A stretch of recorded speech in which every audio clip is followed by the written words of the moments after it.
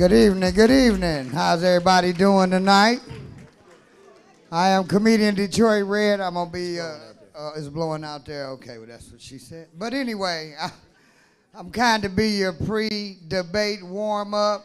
Before we get started, I would like everyone to do me a favor. If you could please turn your ringers down, put it or off, put it on vibrate. So throughout the evening, we don't have important questions or answers interrupted by the sound of somebody's phone going off. They don't know where you at for the next 2.5 hours. They don't need to talk to you. This is important, and we here to get some serious questions answered. How are my Detroiters doing? Make some noise this evening. Great day to be a Detroit citizen. We about to start a whole new 3 years with some new leadership. Ready for them to come on in, whoever happens to win the position. And I got some important stuff I hope you fix. Like take away some of these useless speed bumps. These speed bumps on empty streets ain't working. Ain't saving nobody's life, no kid, no nothing. Ain't no houses on the street. Why is it speed bumps on the empty street? Bike lane bumpers. Can we get rid of some of these bike lane bumpers? People ain't riding bikes no more. They don't need scooters. This is crazy. I love it. I'm originally an East Sider. Where my East Side Detroiters at? All right, all right. There's at least 7 of them with driver's license. They was able to come across Woodward. That's what's up. You know, we don't cross no Woodward Avenue. We ain't got no driver's license. You from the East Side. It's like going out of town. Where my West Side Detroiters at? Oh, where the rest of you people from? It's like 10 Detroiters in here. How we got more people from downriver for the Detroit mayoral debate than Detroiters? That's all right. This is going out all over Twitter and the internet, so it don't matter how many here. Where the rest of y'all from? Southfield? They do call that mini Detroit. Yeah, it's like you be thinking you voting for our mayor because it look about the same out there. Oh, man, this is great. Glad to be here. I've been in Detroit all my life. 50 plus years. I done seen this city at some of its worst, some of its best. But one thing I've never seen this city have, all the potholes fixed at the same time. So whoever get in office, can we please fix the potholes? If I ride my bike one more time and hit a pothole and got to go to receive an emergency to get a skid knee fix, I swear I'm going to have a fit. This is great. What'd you say?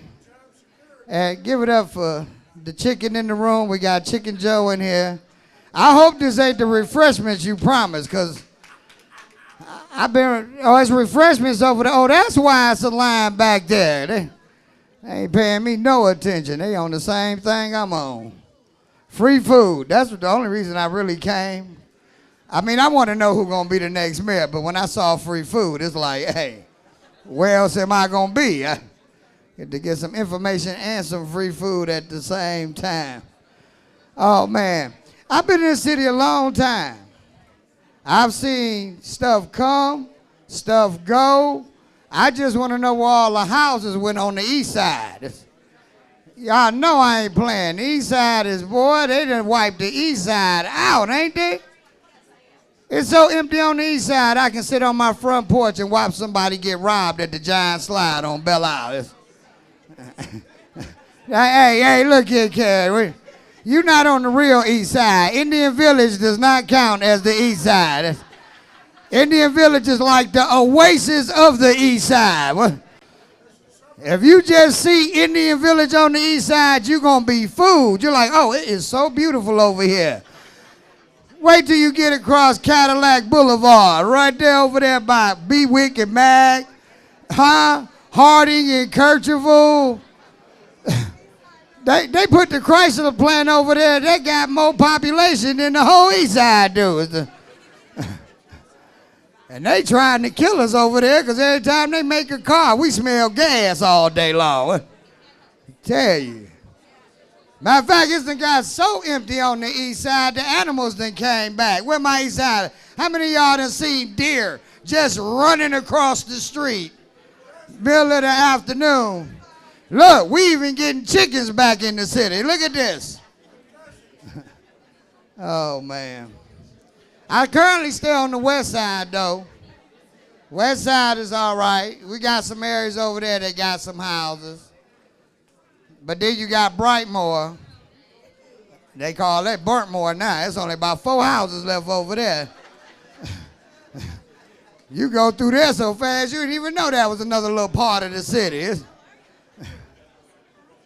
But that's one thing about us Detroiters. No matter what we go through, we built tough. We deal with it. Like when they closed the police stations at 4 o'clock in the afternoon. Who remember that one? I had never seen nothing like that in my life. You got to schedule a police report. Hey, I got robbed yesterday. Don't get robbed after hours. You wasn't getting through. And things have improved. Things have changed. We've seen things come. We've seen things go. But I do want to say this to whoever get in there next.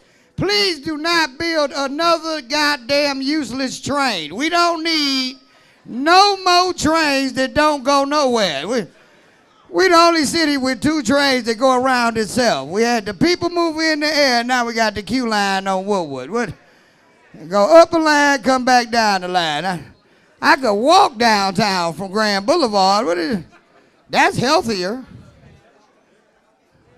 Oh man, this is great. I hope everybody enjoying. Even though I'm telling jokes, this is a very serious night. Give it up for everybody that helped put this together and bring this together.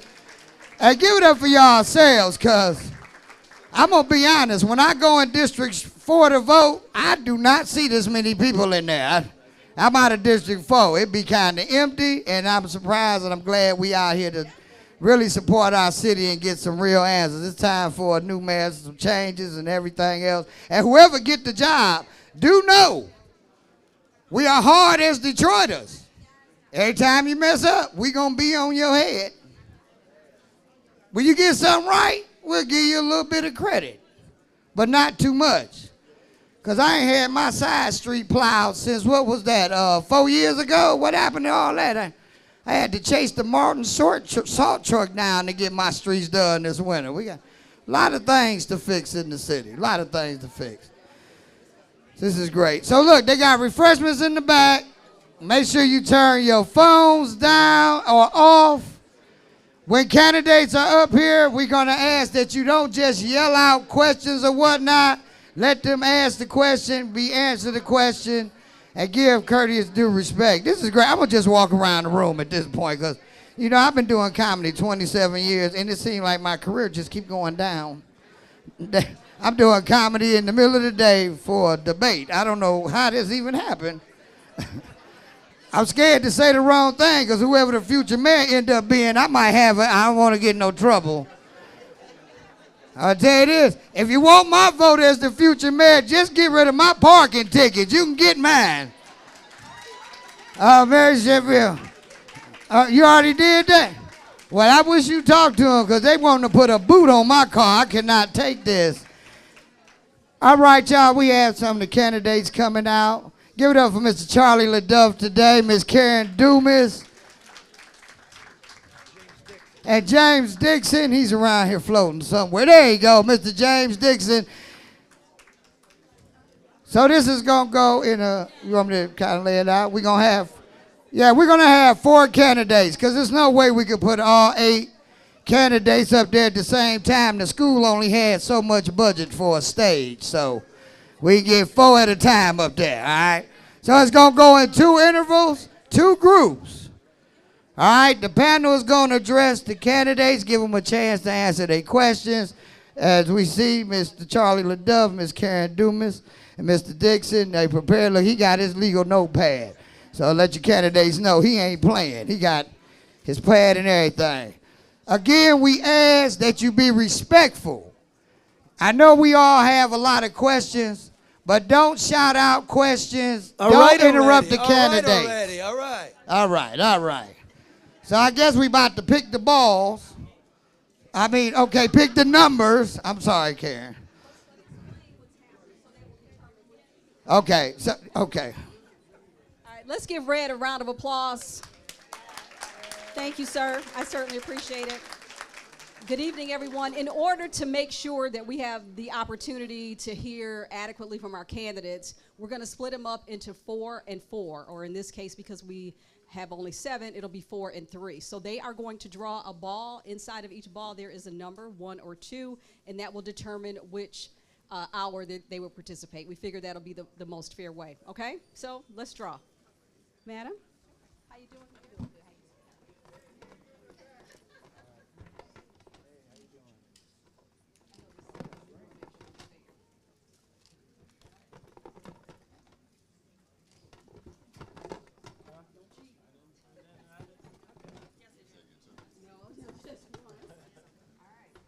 What do you pick for the Reverend?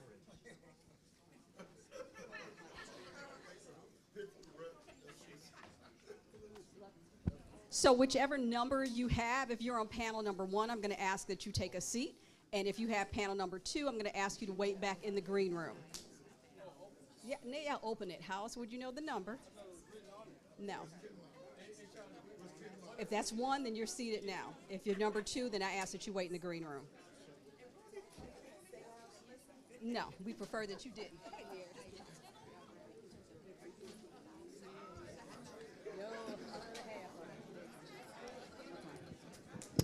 Just for the record, Reverend Kinlock is a number 2. So Rogelio, maybe. All right, so you ready, Charlie? No. Okay. Hey, Ali. Roll it, Holmes. Live in Detroit from the Northwest campus of the Wayne County Community College District, the No BS Newshour presents Who Wants to Be Detroit's Next Mayor? Your moderators, Karen Dumas, James Dixon, and Charlie LaDuff. Tonight's sponsor, Michigan Enjoyer. It's a beautiful day. Your candidates for Detroit's next mayor: entrepreneur Jonathan Barlow, former chief of police James Craig, city councilman Fred Durhall III, businessman Joel Hashim, former city council president Santil Jenkins, pastor Solomon Kinlock Jr., attorney Todd Perkins, and current city council president Mary Sheffield. And now, your hostess with the mostest, Karen Dumas. All right, good evening, everyone. I am Karen Dumas. I don't know if I'm the hostess with the mostest, but I'm certainly going to give you all that I have tonight. Thank you so very much for being here. Good evening and welcome. I'd first like to thank Wayne County Community College District, Dr. Curtis L. Ivory, Chancellor of Wayne County Community College District, and President Farquan Ahmed, and they're amazing teams for their hospitality this evening. Let's give them a round of applause, please. I'd also like to thank the candidates who made and honored their commitment to be here this evening. As you know, and we certainly want to thank all of you who are here. You care enough to show up, so thank you as well. Tonight is not a debate, it's a conversation. We have 2 candidates, and as you saw, the candidates drew a number upon their arrival to determine which panel that they are going to participate on. Each candidate has their own microphone. As questions are posed, we are asking the candidates to respond respectfully, succinctly, meaning keeping your responses brief, to the point, and make them substantive. We don't need the editorialization, no campaign speeches, no talking points. We want our residents to walk away with something meaningful tonight. Candidates are also asked to respond under the guise that there are indeed 2 Detroits. You know James David Dixon and Charlie LaDuff. Our first panelist, former Detroit Police Chief James Craig, businessman Jonathan Barlow. We've got Councilman Fred Durhall III. Is it the 3rd or June? Okay, I always get it confused. And also businessman Jonathan, get your first name? Joel Hashim. Thank you. Let's give our candidates a round of applause.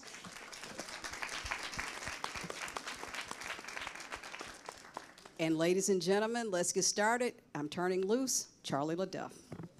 Good evening, gentlemen. Joe, what's with the clipboard? Put that down, no notes. Like, awesome. All right.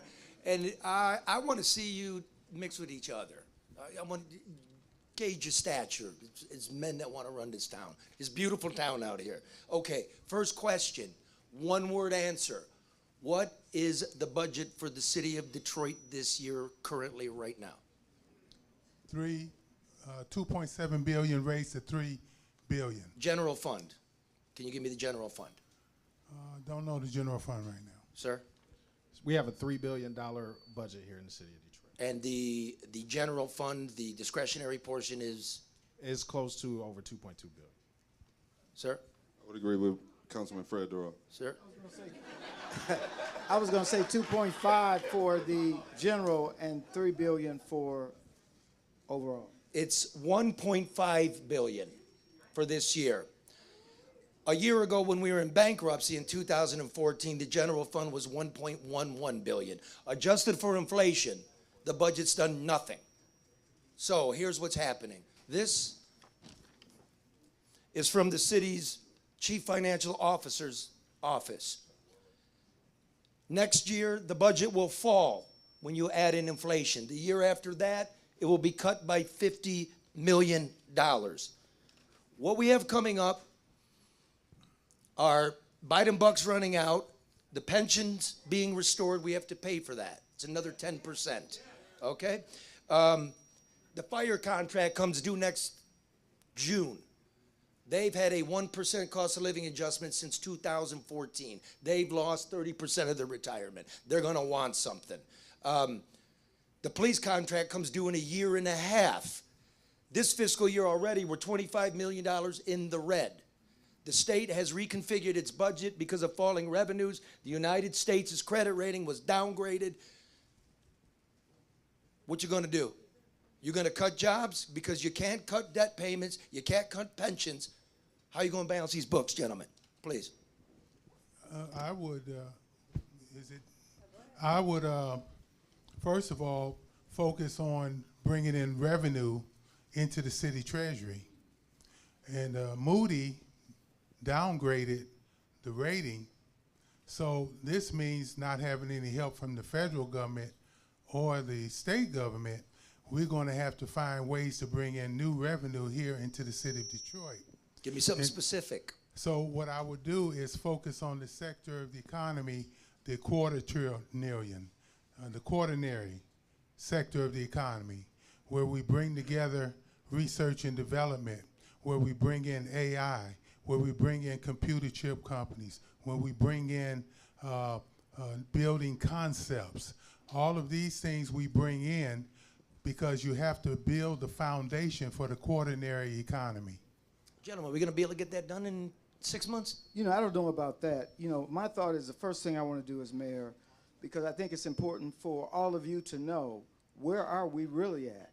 I have called for in prior sessions that we should have a forensic, transparent audit, independent, so we know exactly where we are. I've seen reports that said we're about $300 billion shortfall right now. And you know, I came in during a time when the city was bankrupt. I understand the impact of that. Certainly, I have a soft spot in my heart for public safety workers. I have a soft spot for pensioners. But in order for us to do this, it's nice that we say, let's bring in businesses. But in order to attract businesses, then we have to do what?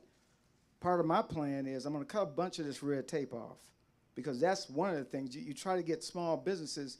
Look, there's 72 steps to open a restaurant in Detroit. By the time a person's made their initial investment, what happens? They're out of money. I think Mayor Duggan might be reading your mail. He just tried to do that with, you know, some of the cutting the red tape. So, you know, so even so, you won't see the effect for some time. I agree, but I will tell you that I'm committed to it. I have a plan. I don't want to go into a bunch of detail because somebody's going to say, oh, that's my plan. But I'll tell you this. It's called CityStat. Just like I had brought ComStat to the Detroit Police Department, I'm going to bring CityStat to the city of Detroit. Well, I'll tell you, in 3 weeks, first of all, that plan is already going to be, part of that plan is going to be accomplished by council, because I just co-sponsored in ordinance to cut those steps, particularly for our restaurants here in the city of Detroit. That will allow them to open up faster. We're creating a fast track for it, and it will allow them to only have to apply for that license every 2 years. To answer your original question, we have to maintain what the status quo is. We've had over $827 million of ARPA funding here in the city of Detroit, and now we won't enjoy that type of funding going into the next fiscal year or our budget cycle. So we're not, okay, we're in a vulnerable state, and we see revenues starting to trend down, but we've got to stay the course. You're going to hear during the campaign folks talking about creating tons of programs. We're not going to be able to do that. We're going to be able to create some programs that are going to be helpful. But the money, but the revenues are trending down, but they also can go back up. Most of our surpluses have been due to an increase in income tax revenue that we've seen generated over the past few fiscal years, and now it's going down, but we expect it to remain flat per the May revenue estimating conference. I've heard several, two people mention revenue. In government parlance, that means taxes, right? Taxes would have to go up. Let's start here. Everything that they're talking about, if they could have did it, they would have done it.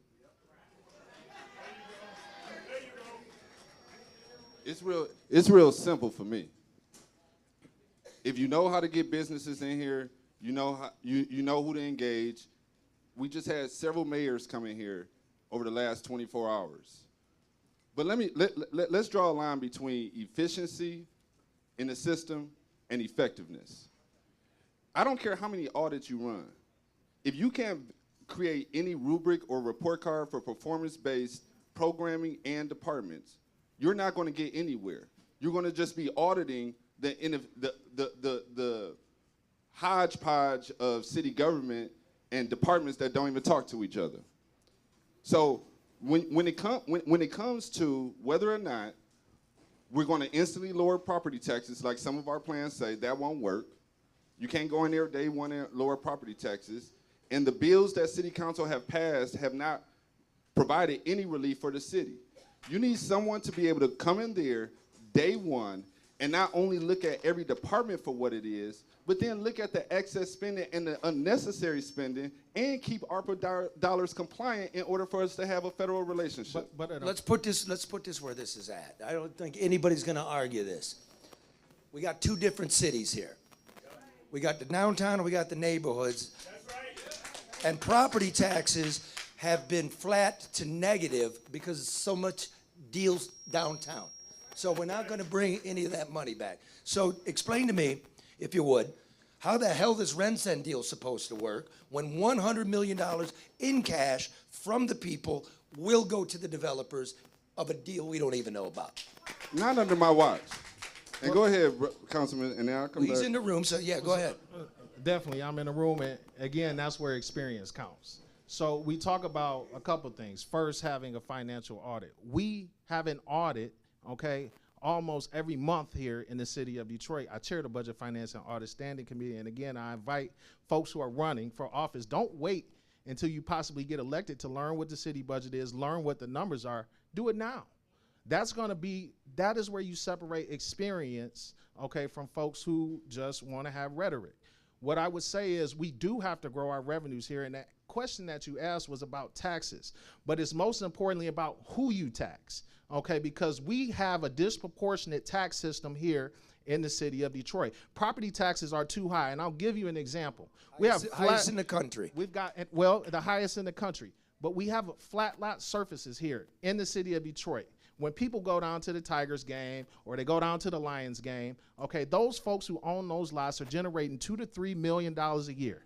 They're paying one person, so we're not generating enough income tax from that person because it's not a job creator, but yet they pay about the same rate or lower than homeowners here in the city of Detroit. But so the no, question you can't becomes solve property why? taxes on day one. But let's ask why, though. I mean, and I mean, and this is before you, while you're there. This is nothing new, and we have had these conversations about overtaxation. I know there may be some residents here who were overtaxed, and Duggan said, "Oh, we don't have any money, so you're just out of luck." But we know this, and yet nothing has been done about it. What?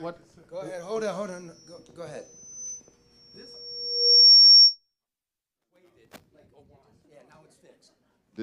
Okay, good. Appreciate you, Brother Charlie.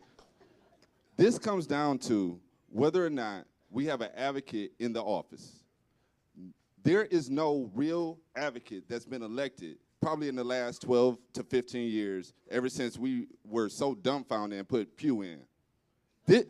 This comes down to, get this, everything that's being said right now is not said until elections time. And that's why we cannot go along with politics as usual in this day and time. Like, there's too much to risk. The next 25 to 50 years are sitting right in front of our eyes with this decision. Chief, You know, Mr. I Hashim. gotta say something. What hasn't been said, and they probably can't say it, but I will say it. This current administration had the good fortune of having a relationship with who? President Biden. That's right. Lots of funding from the federal government. Lots of funding. There's one candidate that will leverage the White House because we have. I said it. Well, go ahead. This is not about. Go ahead. What do you got to offer? Go ahead. This is. He don't look, got nobody him, to call. let him. I don't have anyone to call. I think so. But what I'm saying is this is about Detroit. This is not about me. It's not about the White House. It's about being able to bring funds into the city of Detroit to support our city, period. Sir? Yes, sir. I called for. Thank you. I called for a forensic audit 3 years ago consistently, talking about taking the city budget departments to zero budgeting system so that we can cut the fat out of the budget, first of all. So I've been proposing that for a long time. But also I think it's very important for us to understand that we must build a foundation for a diverse economy. If we don't do that, this city will go under for so many reasons. We got obligation bonds also coming up. Those obligation bonds are definitely going to raise your real estate taxes. And so we also have to look at what we can do quickly to making sure that our city departments run efficiently. And I also can go to D.C. I have connections in the White House as well. Let me give this. Let me give this to you. But can I ask? Can I Yeah, answer Karen's go ahead. Yeah. question really quick? But while posing a question, you're a reporter, right? Yeah. You're a reporter, or a writer, a journalist, columnist, expertise. Here's my thing. I know nothing about being a reporter, and what we're talking about is running a city government with over 30 departments, $3 billion budget, okay, here in the city of Detroit, and we say we can't do things as usual. In some ways, that's right, but you've got to have the experience to be able to move the needle. Some say if we could have done it, it would have already been done. Here's the thing. This is the answer to your question. The reason why property taxes are too high here in the city of Detroit because the state as a whole is too dependent on property taxes since 1994 and Prop A and the Headley Amendment. We thought that would help grow our population here and help generate more revenue. And in exchange for that, we were supposed to get revenue sharing. You're doing which the we land. haven't You're gotten doing the our fair land share. value. You're doing the land value tax. I did the math. It doesn't work. What it does is it lowers the taxes for the guys that own skyscrapers. Well, here's the thing, Charlie. That's what it does. It's not the land value tax. Here's the thing. The component of our comprehensive tax plan is to lower 19.5 mills. When that Wait. No. Don't tell me. Hold on. I tell you to hold on. You can refer them to your website. We're not going to do that. Okay. Go ahead. Charlie, this is what it comes down to. They say you need experience in government, but this is a CEO position. That means that you come to the job every day with the values of the people, ready to make the hard decisions that need to be made in order for us to keep this ship afloat. Nobody in this whole candidate panel or forum or the candidates in the race, nobody comes with that experience, but probably me, Joe, and maybe Rogelio. None of them have been CEOs. None of them come ready to change departments, make them communicate more, put performance-based things in place. None of them understand that. And that's why they run off. They give you stats that they policy people gave them, and they give talking points when it's election time, and they're not willing to go to the root of the problem. Listen, community innovation hubs, and one-stop business centers in our community will start to fast-track all businesses coming in. We extend the homeless prevention. Let me just get 15 seconds. You extend the homeless prevention program, make sure that the land bank is tying into it so that we get investors and developers that are legacy Detroiters making homes and shelters for the people who are falling through the drains and falling through the cracks in order to start to incentivize them and get other employees coming back into the city so we make Detroit community again. All right, let's do this. Let's You do know this. There's a lot of, everybody here is the CEO of a household, okay? The city is a collection of these companies. Exactly. The people are getting eaten alive by the utilities. The water bill going to go up 6%. Utility just went up 5%. They want another 11%. You, as the mayor, have the bully pulpit. What can you do to get these electric and water companies under control and serving the people? What I will do, as mayor of the city of Detroit, the first thing I'm going to do is to look at what's going on with Great Lakes Water Authority. Why? What's going on with that? They don't know. Well, They're not over there. We're talking about the city of Detroit losing an asset.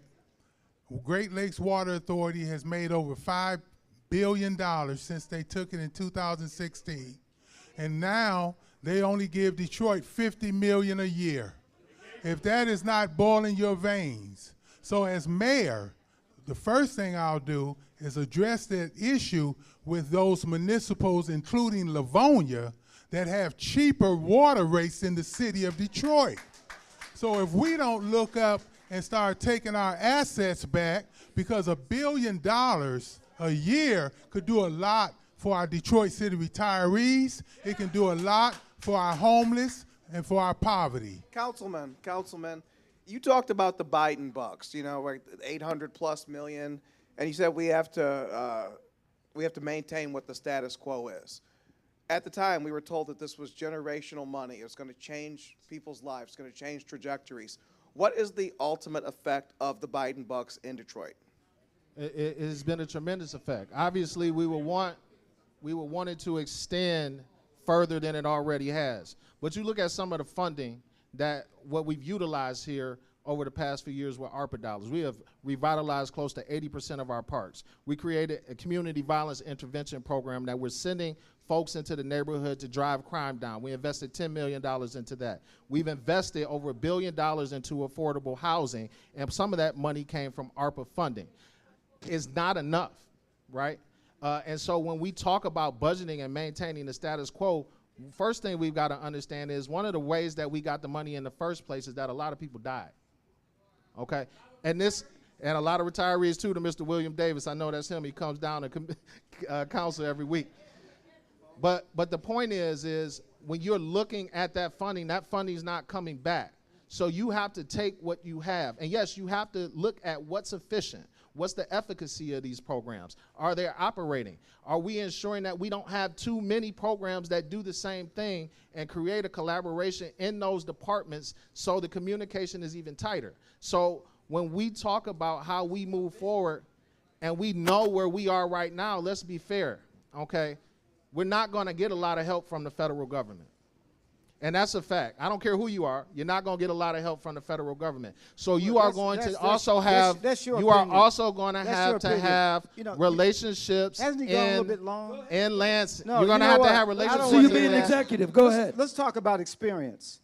Look, the mayor's, the governor's job, the president's job, first and foremost priority is safety of the people.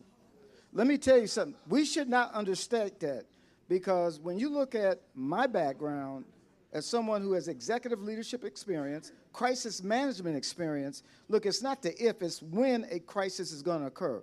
Let's talk about New Orleans. New Year's Eve, tragedy struck, terror attack, and the mayor and the police chief stood there, didn't know what to say or do. Los Angeles wildfires, biggest wildfires in many, many years. The mayor didn't know anything. It is important to have a leader. This is not a job training program. Hey, okay. Let's talk about Detroit. Let's talk about 20. No, I'm not done yet. Let's talk about Detroit. 2020. Did you All see right, all the hold cities on. that were Let's- burning up around I got the you. country? Let's shift to didn't burn. another. So- Let me give you this one, all right? Let me give you this. Last financial question. What the hell is the Riverfront Conservancy? Who owns that? Is that the city's property? Whose is it? So let me hit all 3 points. Let me hit your water. Let me hit this public safety, and then let me bounce back to the Riverfront in 30 seconds. Okay. This is what it is. Right there. This is what it is. Gary Brown and Mike Duggan got together and separated the budget for water from the budget of the city. Did he not? Correct? Gary is over there operating on his own island with his own rules. The Great Lakes. So here again. Listen. No, Before you say it, Fred, you got to remember my mom was HR director under Gary. So trust me, I know more of what Gary did than I let on to.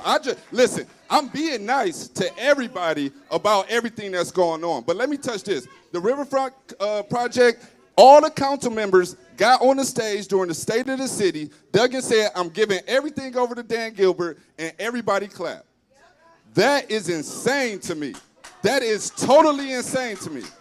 But even more so, get this. If you go back to that back table, when you see the flyers that I have out, it's about high drainage fees. Because the water department cannot continue to put high drainage fees and act like it's just okay and everybody is suffering. Detroiters, legacy Detroiters are being pushed out and it cannot happen anymore. And to public safety and to the White House, listen, again, if you can make the calls, call them now and get them to make a pledge and make them to do something. If not, then understand this. The crisis is right in front of us. I got Pingree Park being pretty much in 30 seconds. Pingree Park, I got the community and a youth football team battling over the park because the city nor the city council will come and provide conflict resolution. Okay. The reason. Okay. Cut.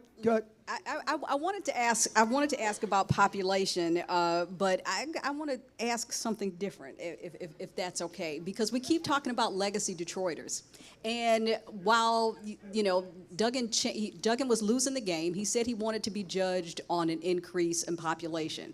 He was losing the game, and true to his nature, he changed the rules. So he challenged it. The methodology was changed, and so 12,000 people rightfully appeared on paper. But nobody's talking about the 40,000. 6,000. Okay, the 40,000 people that, many of whom are undocumented immigrants. Like, let's talk about that. But let's also acknowledge that more than 40,000 predominantly black Detroiters have moved out of the city. So 2 questions. One, probably more than 40,000. But let's talk a little bit about those people that moved. Why did they move? And what would you change to either keep them there, hold on, or reattract them? But I really want to talk about the 2 cities. Yeah, we've got black people in this city have nothing. They have literally nothing in this city. I don't like going to the new places because I'm not made to feel welcome there. And I don't like that at all. Nobody loves this city more than we do. But hold on.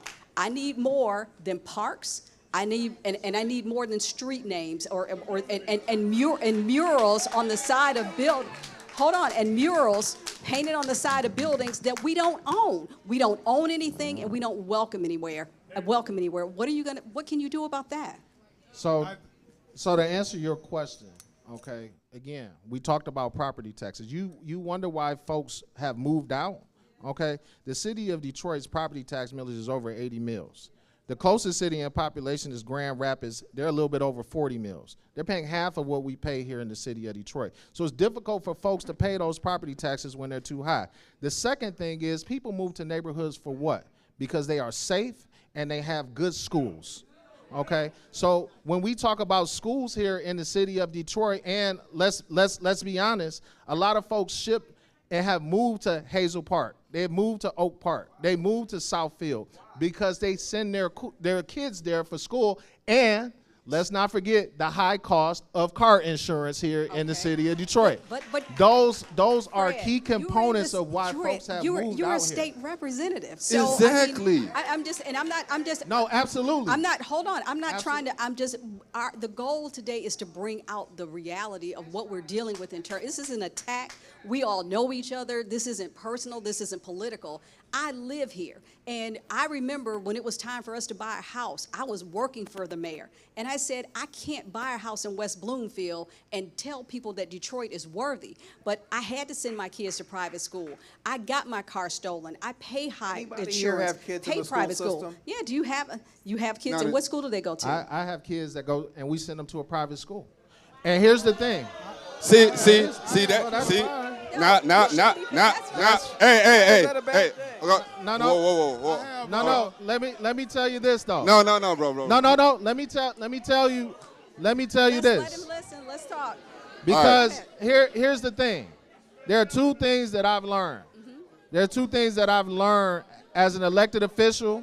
Hold on. Let's listen, please. Well, I don't have to necessarily explain myself, but what I'm telling you is and you don't. no. Let me say this. There are two things. There are two things that I've learned as an elected official, but also a parent. Okay, a parent's choice is a parent's choice. And here's the thing: I am a proponent of public schools. Okay. And I've always fighted for public schools. And that's a great But the reality transition. is, We have a 47. We still have and I don't hold on. I don't need you to. No. I don't want you to apologize to No, anybody. I'm not apologizing either. I got you for politicizing your But children. what I would say is that speaks to the educational system. Okay. I wish I could send my daughter Fred. to a public school in our Fred. neighborhoods that perform well. I have a 13-year-old and a 16-year-old. My 13-year-old goes to Edison. My 16-year-old goes to Marygrove. Okay? So what I want to share is this. And We ask that you please let the candidates answer the questions respectfully. I'm giving an answer. Now, I would invite you to be up here, but you're not, so let the man speak. what we need to do is bring back the population in Detroit. We know we need housing. She wants a plan. How are you going to do it? This is my plan. All right. Simple. I'm going to build a modular factory here in the city of Detroit. We have about 35 to 40 billion dollars that can go into the communities here in the city of Detroit.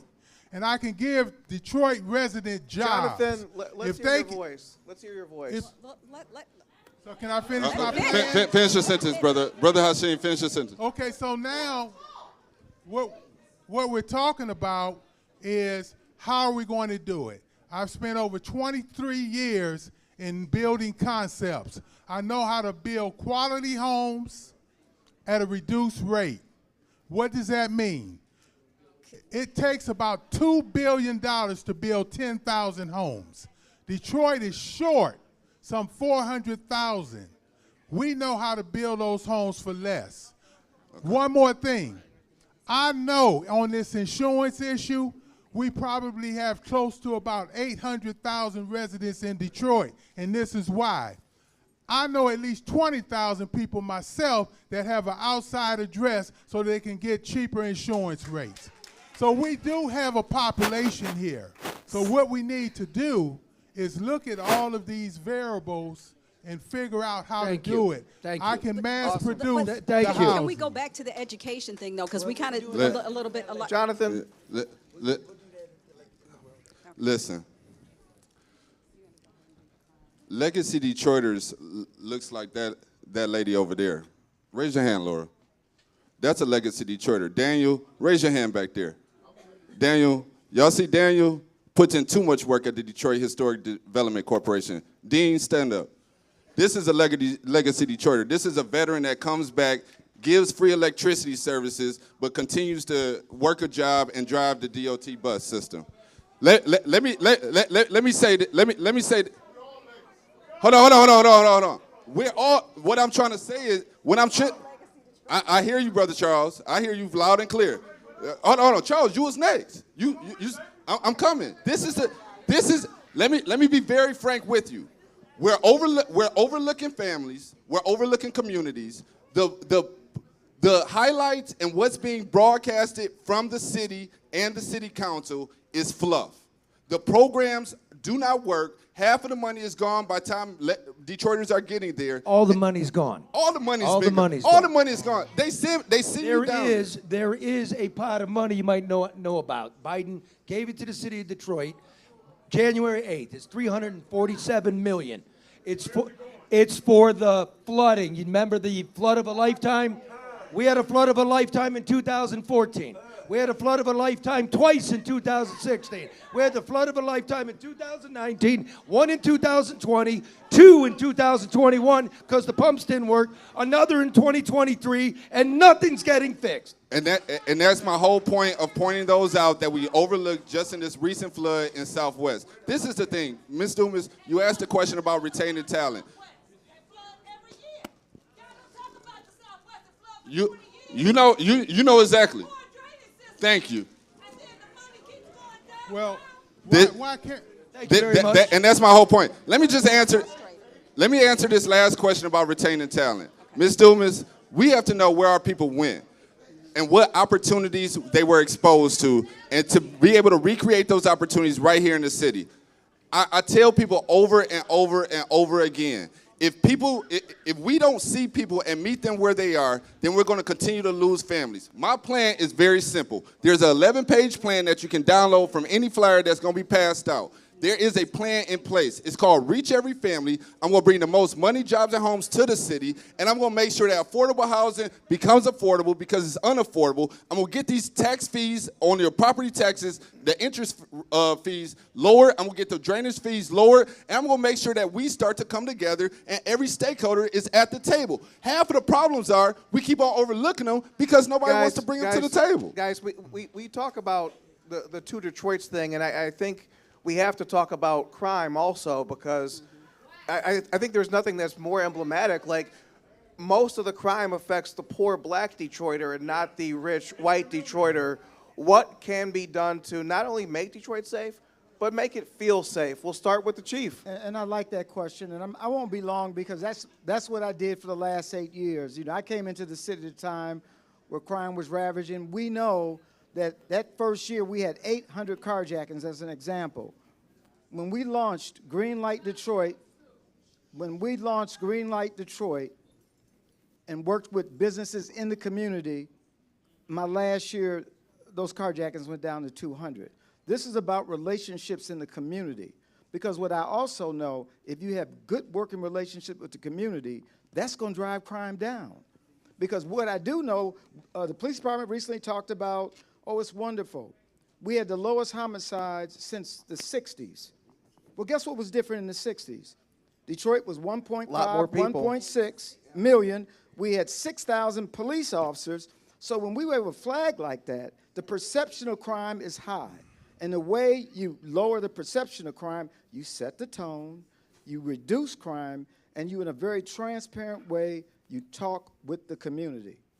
That's what you do. Also, I think what's very important when you're dealing in crime is that we understand, first of all, the resources that they're supposed to put in the community, they never do it. That's number one. So what we need to do is make sure that we put those resources, because when people have money, when you have economic development and the people have money in their pockets, crime will go down. We also need to address the returning citizens, making sure that they have occupational wage jobs and careers. That goes back to the fact that I've done 15 trade delegations. I did 3 of those delegations for Wayne County, 2 to China, 1 to the Middle East. And I'd like to share this. Billions of dollars came as a result of those trade delegations when we took 34 corporations out of Detroit, GM being one of them. Also on this water scenario, we need to talk about Great Lakes. Hold on. And I understand. We understand people are frustrated, and this is just a frustration that Detroiters feel. But let's hear from the candidates. Great Lakes Water Authority has spent over $800 million on the infrastructure in the suburbs, and they have not spent nowhere near that amount here in Detroit. Councilman, if we could circle back to you, because people had a bad reaction to you having kids in private school, but I think this is a big part of Detroit's problem, which is that if I move to Detroit right now, I need to be rich because I need to be able to send my kid to private school, or I can't, or I'm one of the poor Detroiters who has to go to a neighborhood school. It's a problem. It makes people buy that house in Livonia instead. Talk about how you navigate it. Talk about how you fix it. It's a huge problem. So the first thing I said, I'm not going to apologize to where I send my daughter. Because if you're any type of a parent, you want the best opportunity for your kid possible. So I'll say that. My daughter started out in Montessori school, so we kept a level of consistency. But what I will say is, do I wish, particularly when the invoice comes for my daughter, that I can send her to a public school? Hell yes, I do. Well, what's your take but on what the I would public say schools? is the issue for Detroit public Detroit schools. Hold on. All right. We're not talking crime right now. Hold on. Yeah, we're Talking talking. about the schools. So Fred, when, hey, so, about the Fred, schools. no, Fred. No. Nope, I'm not letting you do it. We're not talking Bro, school, bro. and you're not going to change it. We're asking a question. at They that want to side. hear the and, answer. and we are. And You we got are, you got and we caught are up with your answering daughter it. in the school. That's the Yeah, way that and- goes. and we are answering Again, please. Yeah. Let me tell you, there's no good gauge of crime. For instance, Thank you. in the last decade, 10% of the homicide victims never show up on the docket. They're erased. The response times, the emergency calls, they're adding in traffic stops. Exactly. Everybody knows this. And I tell people, There's no database that the people can go to in real time. When are you going to level with the people about what crime is? the city website doesn't even get updated properly. No, it doesn't. It's the only big city in America. So let's be real about it. You need Are you going to someone- fix that as I'm mayor? the only one who understands technology. Will you and can- fix that as mayor? That's the first thing I'm Will fixing. you fix that as mayor? But Absolutely. But Will let me- you fix that as We mayor? will, yes, and increase transparency. Okay. they just sir. lied because they don't know how. So let me tell you what's going on. Let me tell you what's really going on. They could hire you. They could hire me, but they only called me when it's time to fix their problems. That's what I do for a living. I fix their problems. Now, this is what it really is. When it comes to education, none of them worked at Spain. None of them worked at Central. None of them worked at Durfee. None of them have been watching the teachers since they had to start to get fingerprinted in the schools. I've done all that. I've coached basketball at Renaissance and UPrep. So I know charter to public, and ultimately, it's the cornerstone of family and community, and safety does not change unless we get year-long youth employment, make other opportunities for our families, and ensure that civic engagement stays at an all-time high. I'm going to say this last thing, and then I'll let you go. I'll let you go after this. We're going to go like this. We're going to let you finish, and Fred, and Joe. In order for public safety to take place, it needs to be preventive and it needs to be accountable. And the accountability starts with data. And it starts with creating a data system and a sourcing of data and a transparency of data. And the only way that you can do that nowadays is through blockchain technology. And none of them understand it. None of them. And that's how we're going to be able to fix the problem. Fred, So thank you. This is a first through all our forums. I would say I agree with Jonathan on one thing, and that is Hey, we got cooperation. that is the data. We have to create, just like they've done in other states like Minnesota, individualized learning plans for each child. But you can't wait till they get to the 9th grade. You have to start earlier. There's a direct correlation between 3rd grade reading rates and people that come in contact with our criminal justice system. And most of them that do don't read above a 3rd grade reading level or have a high school diploma or GED equivalent. So you got to get to these kids at an earlier age, develop a learning plan for them, not just if they're special ed, not just if they're considered EI or impaired.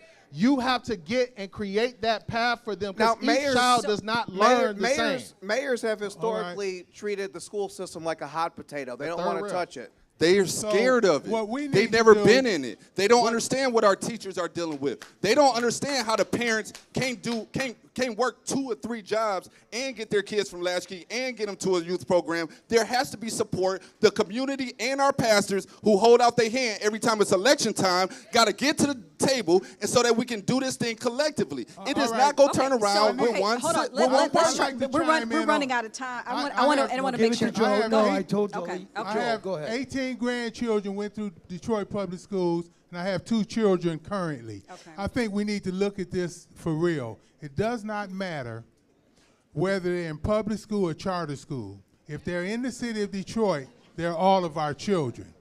So what we need to do is make sure that we take out of that budget. So I understand that, and that's what I'm getting ready. What I'm going to share with you is this. That will allow us to take something from our city budget to partner with Detroit Public Schools and our private schools. Because what we are not doing is putting those resources there. Now let's keep it real. Tax abatements. We're giving people 30 and 35 years, no taxes. They're not paying anything into our schools. They're not paying anything into our libraries. So this is where the problem is, people. I think, if I might, I think in this town too much, the children come last. They always do. Always. Charlie, they always do. And that's why I brought up the issue over at Pingree Park.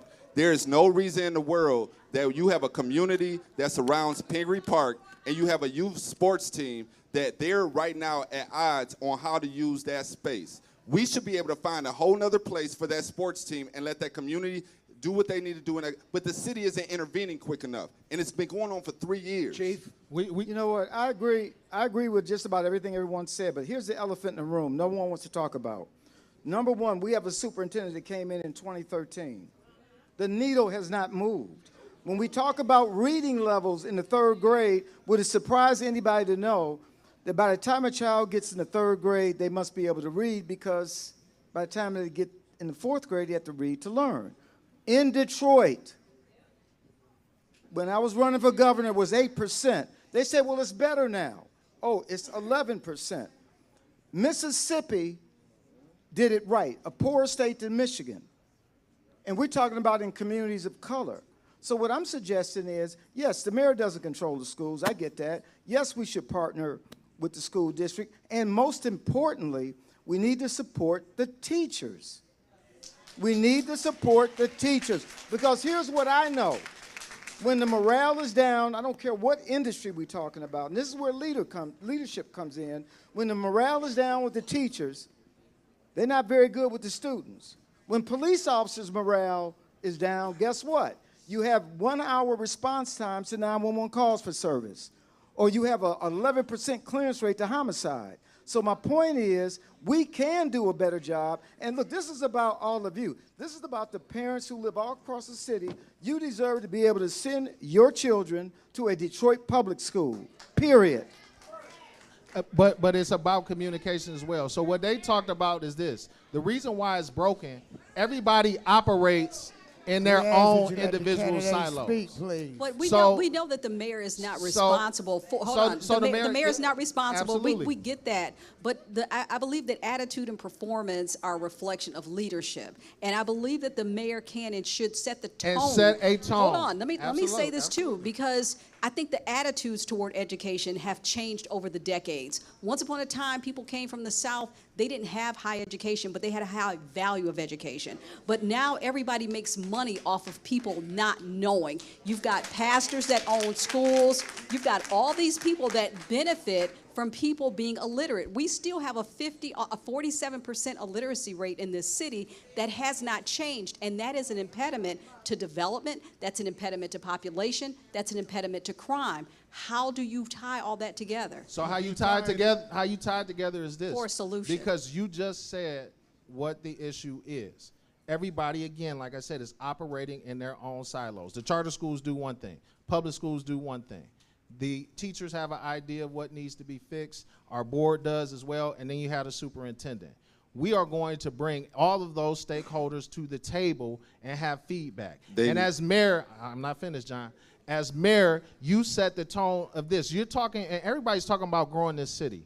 If we don't have folks who are educated, who are going to be here in the future, okay, who can be part of that workforce, it's not going to be possible. So what you have to do is you bring and create a commission. You bring everybody to the table. And when we talk about this individualized learning plan, when we talk about creating apprenticeship readiness programs and putting skilled trades into school, when you talk about even students who may want to be entrepreneurs, We've got to spark their minds at a younger age. If I could we're simplify, not, and we're not reaching. If I could simplify things, I mean, Blue Ribbon Commission. How do we get kids in Detroit reading? That's why I shared that the city's resources should be utilized. After we sit down, we've got all these universities within, 10, 15 miles of Detroit. And so now we need to take the resources from our $3 billion budget, if necessary. It doesn't work that way. Hold on. We just did that. We had, please. My bad, we had a $250 million demolition money. And the priority was to do it around schools. My wife is a psychological counselor on the east side. Dope houses right across the street, junkies walking all over the place, and the dirt thrown in the hole was poison. No one will address it. So whatever happened to safe way to school, and all the children get disrespected that are around here? Charlie. That deals with our community development. That has to do with City Hall. And City Hall. Charlie, there are 33 abandoned schools here in the city of Detroit. Right? Okay, so here's the thing. City of Detroit owns 18, DPS owns the rest. Yeah. So it's not just the city. Right. But what the issue is first of all, how it was created was lack of state funding. Somebody said it from the crowd that the city doesn't control the schools, the state does. When we talk about on state level, traditionally what has happened, we used to spend $7,800 per pupil. That's the per pupil allocation, right? Yep. Now, in other jurisdictions, municipalities, the average floats around $12,000. And what you see is the income gap and the disparity. Folks here, the AMI here, folks are lucky if they're making over $28,000 when, and you go to Birmingham, the average income is about $100,000. Hold on, what I'm saying is the state has to level, keep leveling the playing field, and create that funding. Jonathan, pay their fair share, we will have money from these tax abatements. We've got to stop these corporations from getting the tax abatements. They need to pay something for our children and grandchildren. Jonathan, please. Go on, John.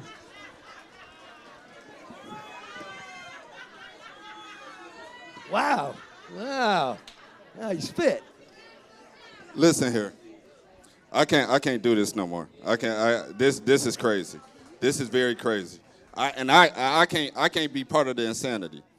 Let me say this, because I keep on hearing the same rhetoric, and then every time I say something, you all come back, double down on what I said, and then ultimately try to fix the situation and fit a plan that you all have never presented. This is what it comes down to, because you're going to hear a whole nother panel that is going to give you some more blah, blah, blah. Leadership starts before you get in position. Okay, thank you. Hold on. No, thank you. No. She laid out the ground rules. No pontificate. Sit down. Come on. Charlie. No, I'm not pontificating. Dude, I got a thing that's going. Let's see the clock. Charlie. I just had 1 point. Do you see the clock? But we got to get to it. Charlie. Hold on. We got to respect the time because we have a second panel. The other candidates are next. So I understand, Jonathan. This isn't personal. We gotta do the time. So I'm going to change the tone just a little bit. Last question. We're going to do the last question. Real quick. Quality. Let's get quality of character here. If your name was not on the ballot for this election for mayor of the city of Detroit, one word answer, please. Who, out of the candidates, would you vote for? One word answer. Let's start here and move over, Mr. Harsin. Understanding that Detroit. Just one word. Who would you vote for? All right, it's a business. It'd be another businessman. Hey, look, see that? Jonathan, you just got an endorsement and you weren't even watching. He would vote for you. I already, bro, 3 or 4 of them will already vote for me. I already know where the names are coming from. That's too many words. So you said Jonathan Barlow. Councilman Durhal, who would you vote for? Not just here, but out of the candidates that are on this from the ballot. Can I write myself in? No, you're not on the ballot. Hey, wait a minute. You can ready to try. That's good. You know what I would say is one word. One word. Okay, one word. Undecided. No, there is no Duggan. There is no undecided. Who would you vote for? Jonathan, if you're a resident and you have to vote and choose from the candidates, I need a one name. word, That's a tough question. but it should But be what one I you should what I would answer. say is One word. I'm gonna give it to you. Hold Yeah, on. but after a lot of It's other actually words. 2 words. It's a first and a last name. Come on. Santil Jenkins. All right. What about you, Santil. Jonathan? 1%. Jonathan, one word. Who?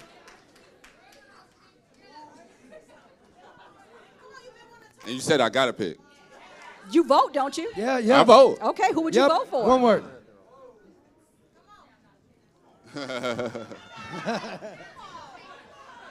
Fred told me to say Fred. Fred. Okay, Fred got one. No, but on a One word, Jonathan. Who would you vote for? I can work with Fred. Okay. Oh, there Chief? you go. One word. Write in for Karen Dumas. No way. Ladies and how you are going to boo me? Hey, All right. You let him off the hook, Karen. That's all right. Miss Yes. Dumas. Mm-hmm. This is honest. Chief, we need a real name. What Whoa, I whoa, I just want to We say. need a name, Chief. I need a name. We need a name. The gentleman on the end. Mr. Joel Hudson. Hakeem gets one. What's his name? All right, now wait, Businessman no. on the end. Thank you. Give him a round of applause, please.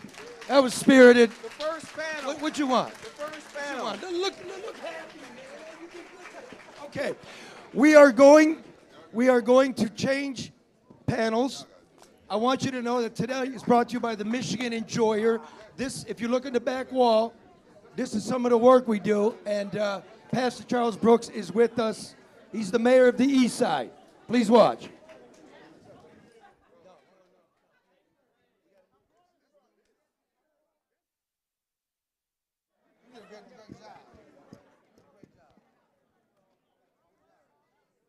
Want to play it back there?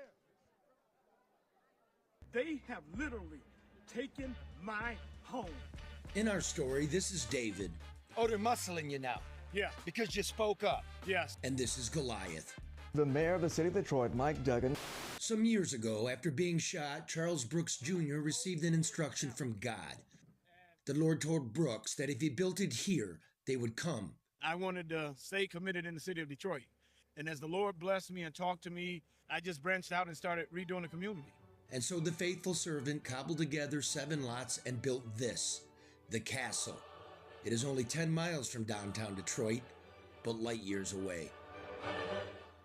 Brooks has one house on his estate left to fix. He began the work, as you can see, but then fell ill. Unsatisfied, the mayor of Detroit, Mike Duggan, sued Brooks in court without telling Brooks. I have a right to due process. Brooks found out the city had put a lien on his property, but only when the summons server showed up. I'm not going to apologize for a tool the city of Detroit used to get rid of countless abandoned houses. That's not abandoned.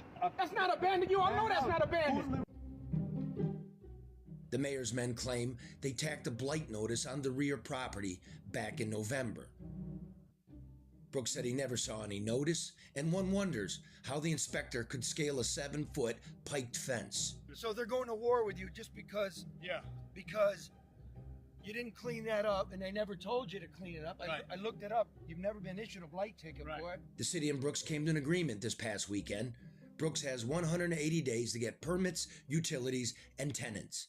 Otherwise, the city will take his land. It's a beautiful thing here.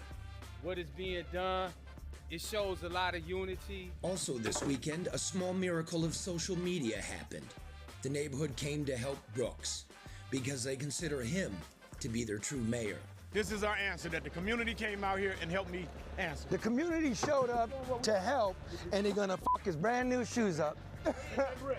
And one wonders why the city's so troubled about Brooks anyhow, when the city's own properties, bordering each side of his Garden of Eden, are hulking hellscapes of filth and feral animals. And one wonders about this house on the city's north end. Well, this lieutenant governor's old house, bought it from the city for 13 grand. Had 6 months to fix it up. He didn't. 2 years later, they let him sell it for $200,000 more or less and let him keep it. That ain't the rules. That's not a door. Where's the power meters?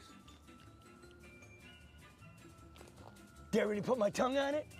Sure could use some walls and some wiring. and some plumbing, and it could use a little brickwork. That's been sitting there for a year. 2,000 other property owners in the city didn't get that kind of treatment. Don't look like they've done anything. They got their property repossessed, not Gilchrist. He got to sell the building to a shell company from Miami. Who would pay that kind of money for a place with no walls or wiring or plumbing? How did the shell company even find out about it? The building was never listed for sale. And how come 6 years and a dozen blight tickets later, this shell company still gets to keep it? And oh yeah, Your taxes are delinquent. so now Duggan and Gilchrist want to be your governor, and Charles Brooks Jr., the mayor of the East Side, wishes to be left alone to finish his castle. He'll do that, and then he plans to rehab the city's nearby house of horror into a trade school to uplift his people. That would truly be a miracle. So remember, the new Detroit is a lot like the old Detroit. It's not what you are, it's who you know.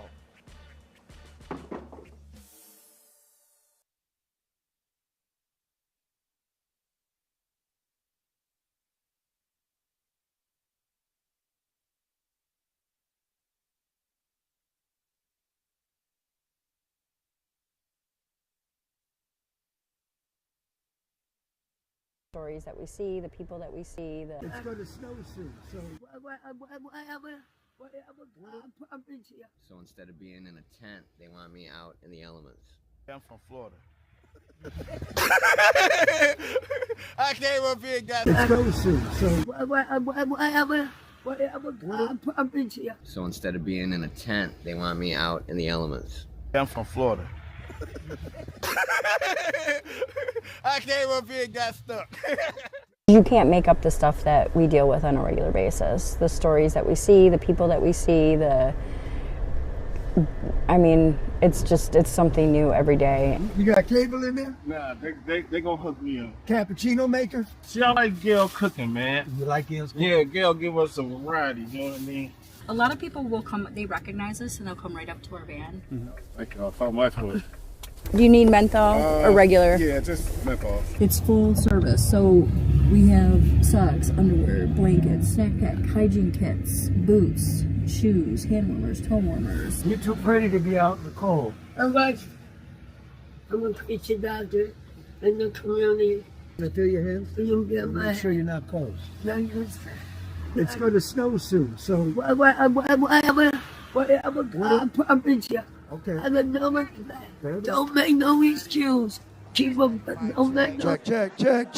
Mic check. Can you take your seats for the second half, please? Mic check.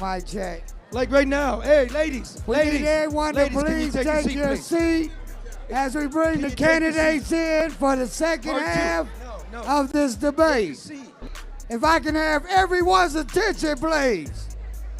We're about to start the second half of this debate. It's going to even be better. We need you to take your seat. It's going to be even better. It's going to be real good. Sassy. It's going to be sassy. If y'all could please start taking your seats so we can get the second half of this debate going. Make sure your cell phones are off.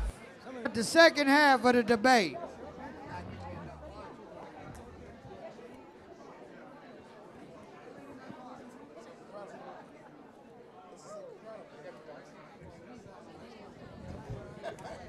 Attention. We're about to start the second half of this debate. I need everyone to take their seats and please bring your conversation down to a very minimum. Now we know these are very passionate topics. We do ask that you respect each and every candidate and let them respond. That's what we're here for, to hear. So if anything, please refrain from yelling out while a candidate is responding. Give them respect, let them speak. We're about to get the second half of the debate started.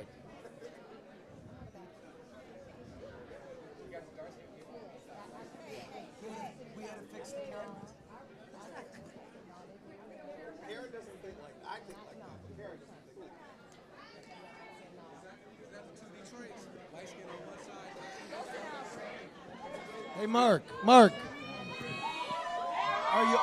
you up?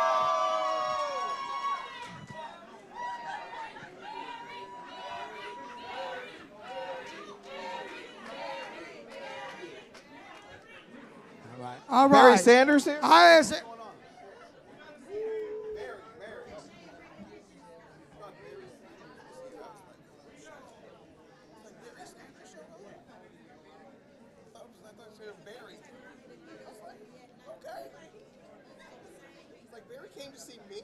All right, everybody, right quick while we getting everything together.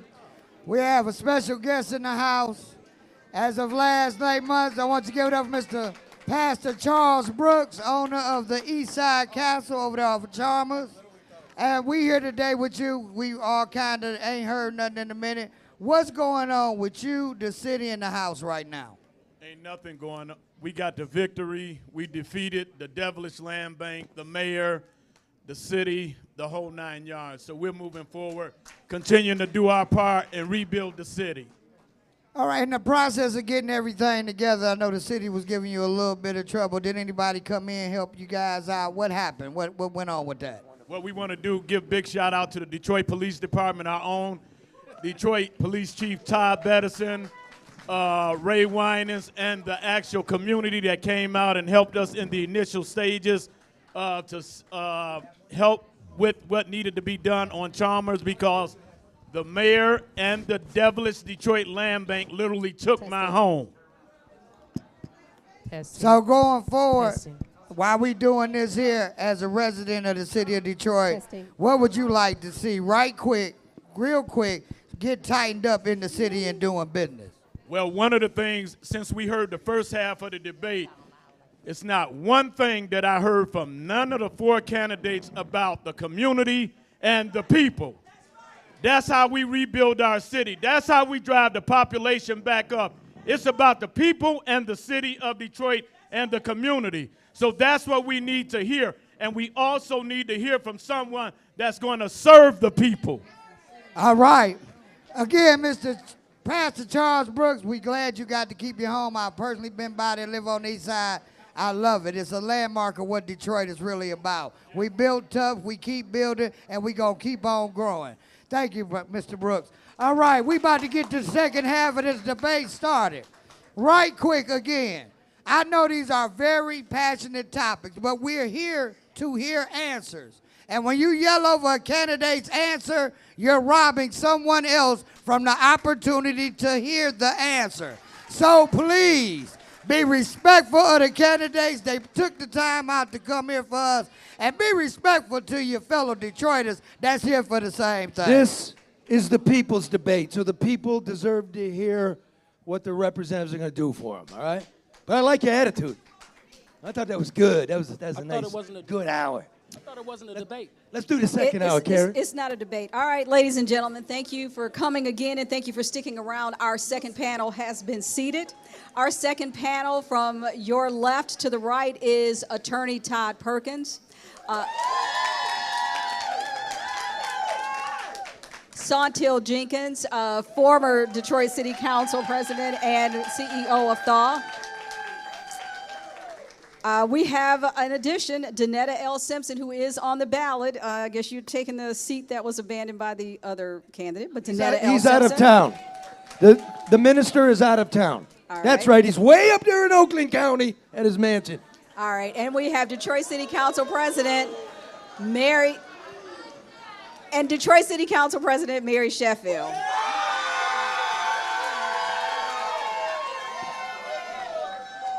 And with that, I will turn it over to Charlie LaDuff, and guys, we understand your support, but we're here to hear from the candidates. So let's take that time.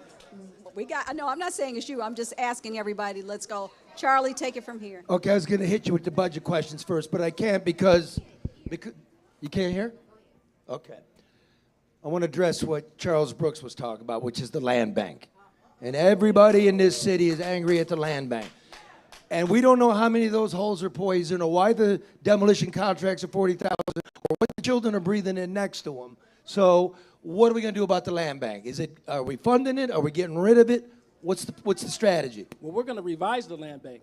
because the land bank right now, it doesn't talk about and serve the people of the city of Detroit. It is a community land trust. And when you understand community, that is about the people, as Reverend Brooks said. And it doesn't look like that today.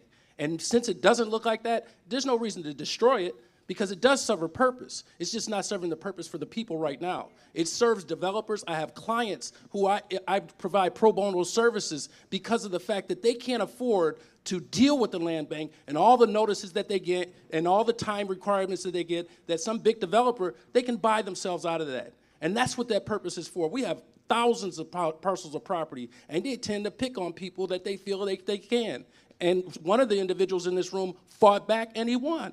I intend to do that for all of our citizens, and that's what I believe with the land bank. So really quick, I want to The address the purpose land of bank. the land just, bank. Yeah, just really quick.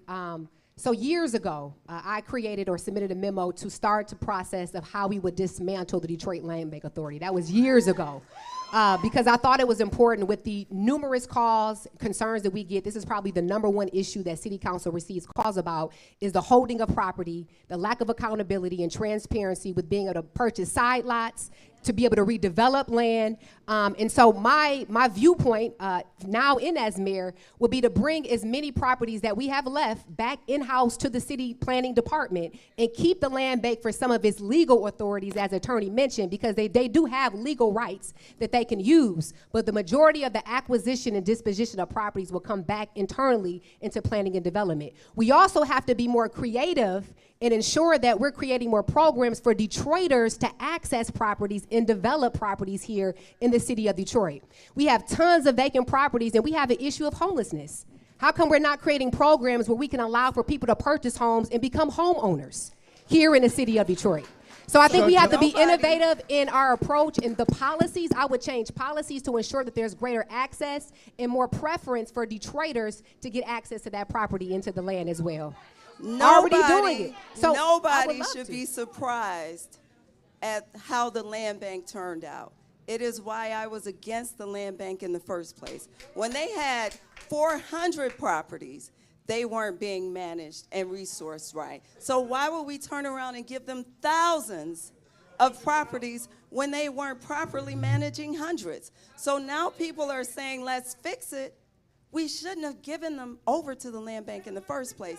It took away the transparency that happens in city government. The reason property had to go to, prior to the land bank, the reason properties had to go to city council to be approved, because it's the people's property. It was the people's property, and the people deserve to have transparency on every transaction on things that they own. Janetta, where you at with this? We should have never given it away. And so now that it's been the land bank has been created. So are you going to get rid of it as the mayor? Yes. Yes.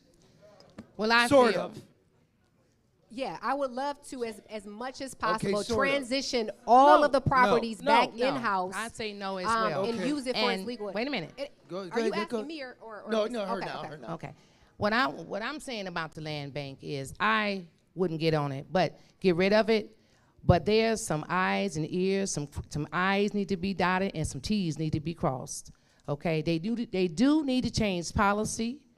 They need to have the thing had a 7-year federal investigation with a grand jury. Yes. And we never got an answer. Are you all committed to randomly sampling those holes where that poison dirt was thrown in? Yes. Absolutely. We never got one. Absolutely. And let me tell you this. That could be hundreds of millions of dollars. Let me say this. I'm not talking about doing something and writing a memo that was years ago and when I'm in a seat of power. I'm talking about taking the reins day one and doing it right away so that people can see transparency, people can see that I'm honest, and all those investigations, no matter what it costs, the people deserve to know. Let me just say, though, in response to that, though, City Council, we have recently, over the years, drastically reduced our revenue to the Detroit Land Bank Authority. This year, we completely eliminated our revenue, right?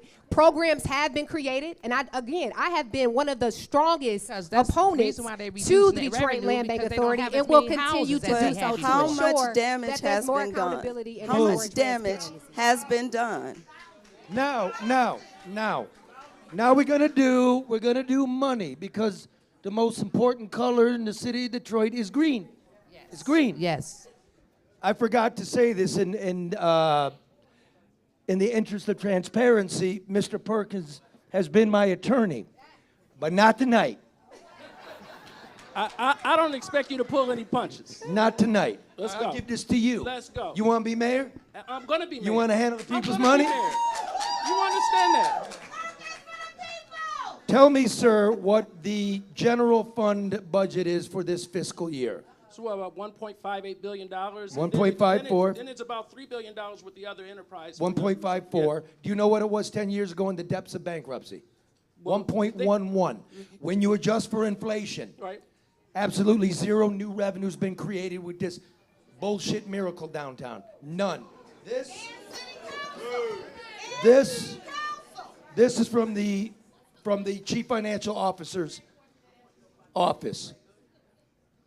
Next year, we will lose revenue because of inflation. The year after that, we will lose $50 million, not including inflation. The fire department's contract comes due next June.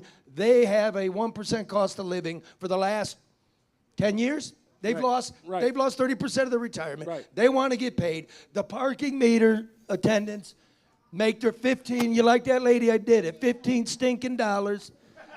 They're the ones that got a call for the stolen and abandoned cars now. They don't have guns. They're mad. We got contracts coming due. The state of Michigan's cutting their budget. The United States government's credit's been downgraded.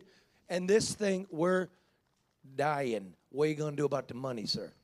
Well, we're going to have it. How are you going to bring revenue? Let me tell you. You're gonna lay people off? We're also going to bring revenue to the neighborhoods, and that's everybody saying. But I'm a little disappointed. There's no money for the neighborhood. Yes, there is. Let me finish. What no one has talked about, what no one talked about is in the past century, the greatest economic development process is going to happen in the city of Detroit, and Detroiters don't know about it, and nobody's taking a hand in it other than the elite. It's the filling in of I-375. That is a multi-billion-dollar advancement of income that's going to come here. No one has talked about that.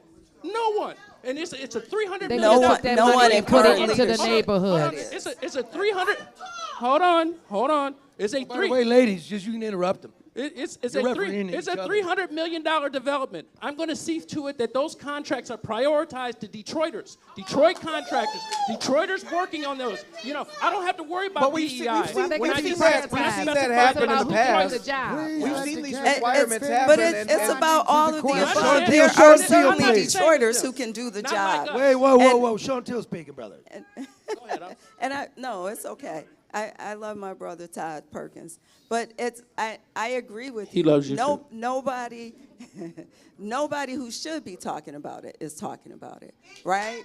So people are talking about. We talk about it all the time. Me and my husband, my neighbors, we talk about it all the time. Actually, the council president is one of my neighbors. We haven't talked about it though, but I don't think they talk. But I-375 was announced as being this reparative, restorative project because, I won't say that, but you can say it again. My mom is in the audience, so I can't say BS. No BS Newshour. Hey, tune in. But if it's really about being restorative and reparative, you can't do that by destroying the neighborhood that's there now. First of all. Second of all, there should be a real plan, a first right of refusal for any families who were pushed out, whether it was housing, whether it was businesses. There should be a first right of refusal as a part of the development plan for all of the families who were destroyed and impacted to build I-375 when it came. And we need to make sure that this plan is in place before they start. People keep talking about, well, we're going to start, and then we'll figure out how to use the land. No, I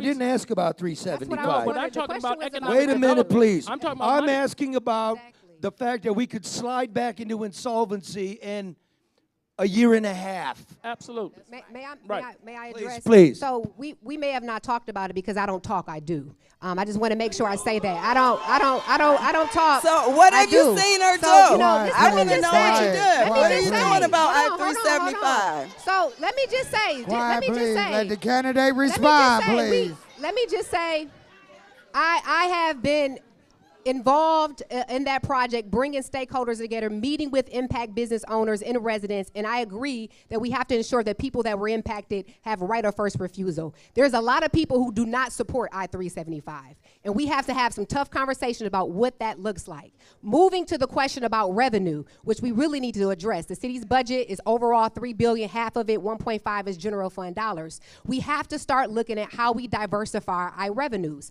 How do we bring more revenue into the city of Detroit? You talked about downtown Detroit. We have a DDA district, which captures all of the revenue that comes downtown, and it can only be used back in that area. That is a problem, because that money cannot go back into our neighborhoods. So, no, let me finish. Excuse me, let me finish. Please let the candidate finish their response. So let me just finish. What I have proposed and what I have been talking about and trying to do, it does take changes in state law, is that we create a local sales option tax or entertainment tax, so that as individuals are coming down for games. More taxes. Listen. It's about capitalizing on the economic activity of downtown Detroit to fund infrastructures, home repair grants, all of the various issues that we have in Detroit. And so it will be well and thoroughly studied. We don't want to have any detrimental impacts on our residents, but the idea is we have to be innovative and creative and explore different ways to bring revenue to Detroit, understanding that the federal government and the climate has changed. This is the second panel we've had. We need more, yeah. We've heard a lot of, we need more revenues. No one has said anything that needs to be cut. What could we cut? We're spending $3 billion. It doesn't help people. The reality is, Listen. As a CEO, and really the only self-made CEO, I've had to make those decisions of laying people off. And doing that hard decision, waking up in the morning and determining what budgets, what departments are going to have to overlap and retrain individuals and find them opportunity. That's a reality that exists that no one wants to talk about. But again, as we're in the seat, and people who have had the seat of power and are now changing direction on what they're going to do now, you can't trust that. Right. You know what I'm saying? That's what you have to understand. I've been consistent for the people all the time, and I'm going to be transparent with them, and I'm not going to promise you something I can't deliver. As a lawyer, I can't do that. As a human being, I can't do that. And as somebody from William and Shirley Perkins, they wouldn't allow me to do that. So, and the one thing I will disagree with Todd on, you're not the only self-made CEO on this stage. So everything Santil Jenkins has gotten, she worked for. And I have been a CEO successfully for over a decade, and at a nonprofit where you're often trying to figure out. Santil, you do mention that. I mean, we saw revenues take quite a tumble, from before you started to the end there. From before I started where to the end? Thaw. No, that's actually not true at all. Till now. No, that's not true at all. That is true. absolutely not true. It's true. Thaw is more stable today than they've been in their 40-year history, and providing more services than they ever have. And in the last 10 years, under my leadership, Thaw provided more than $100 million in assistance to keep people's lights on, their gas on, their water on. We were keeping people healthy, safe, and warm during COVID, making sure they had drinking water in their homes. So James, I'm assuming you pulled the 1099s? Well, I have a whole lot of... You got the 1099s? Yeah, this is from the 990s. All right, what I have to say about... Let's talk about it. We'll post them on the website. Please. You can decide. Let's talk about it. Since What they brought it I up. have to say about... And we've gotten a 4 out of 4 star rating year after year after year for the fiscal management of Thaw under my leadership. I got one for you. This is same wheelhouse, but new. Since you're new, and we're just meeting each other. So Mary talks about the DDA quite correctly, in my opinion. And the way it works is they borrow money, raise everybody's taxes, give the money to the developer, and then the people get stuck with the bill. Now, the question, that's exactly how they're going to fund this, whatever it is, Renaissance Center deal. Do the people of Detroit need to give Dan Gilbert $100 million for a plan we don't know nothing about? First of all, I believe that millionaires and billionaires should be able to take care of their own. What are you, Bernie Sanders? Okay. Millionaires and billionaires. And millionaires and billionaires, you take care of their own. Second of all, that you can't borrow your way out of debt. Okay? Third of all, if you don't have a mayor that's going to come in here and bring revenue back to the city's going to end up in the same shape that it's in now. But how? Okay. We keep hearing, How? but how What are I'm you going talking- to generate just new like- revenue for wait the a minute. city? One, just like the blight.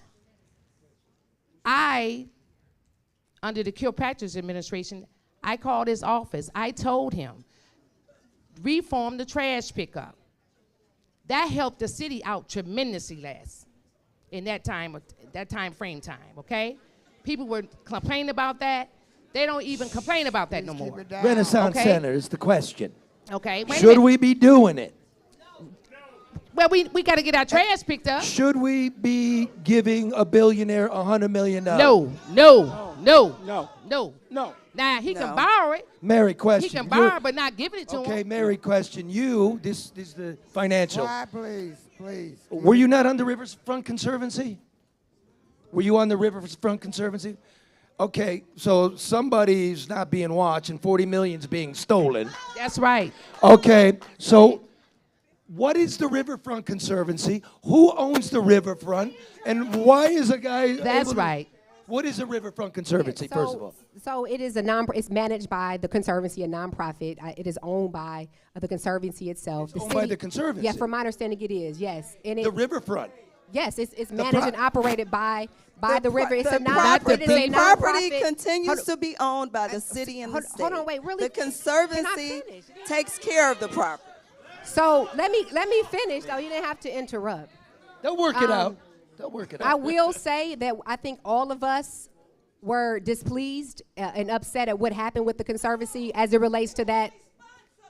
Council President, not- you were on the board. I'm on the Is that several- not an oversight role? No, So it's- not at all, not at all. But which is First of all, to we say need it's symbolic, right? No. It's you're on a board. It's a ceremonial. We are yeah, in some regard. That is correct. We are appointed to numerous boards as in our positions, right? And so it somewhat can be, and I don't want to say ceremonial, but yes, we are.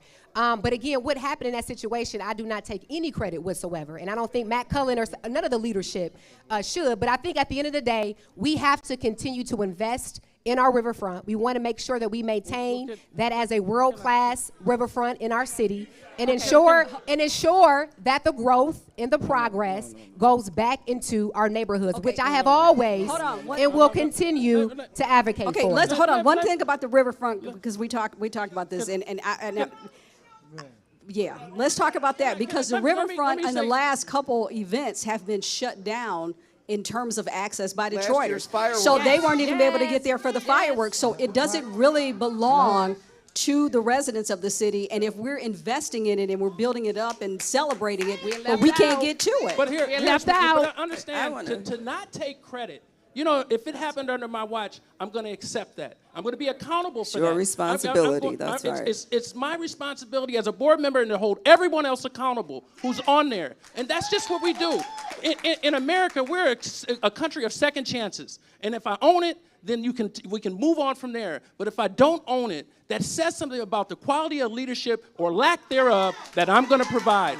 I'm going to own exactly that. right. Yes. And it happened under my watch. So, yeah, I'm disappointed in it. I think everyone in here is disappointed in it. But also, you mentioned some things about what is the Riverfront Conservancy? Is it for Detroiters or is it not? It seems as though that it's not. Because if you go down there and you want to be at certain events, you're excluded from them. That should not happen. Council President, last year the riverfront parks were closed during the fireworks, so VIPs could go to Belle Isle. Detroit residents couldn't go to the riverfront parks. What's going to happen this year? And I'm not sure if you recall, I pushed back on that strongly. In fact, as soon as I heard that the parks were closed, I personally reached out to the chief, and we made sure that any miscommunication that was relayed to the public was changed. And so all of our parks should be open and will be open. They do have a time that they close. Normal times at 10 p.m., all of our city parks close, but they will be open. And we have ensured, and I will continue to ensure, that we do activate more of our city parks, which I've always advocated for. we have will restrooms there? continue to do so. Will we have restrooms there? Okay.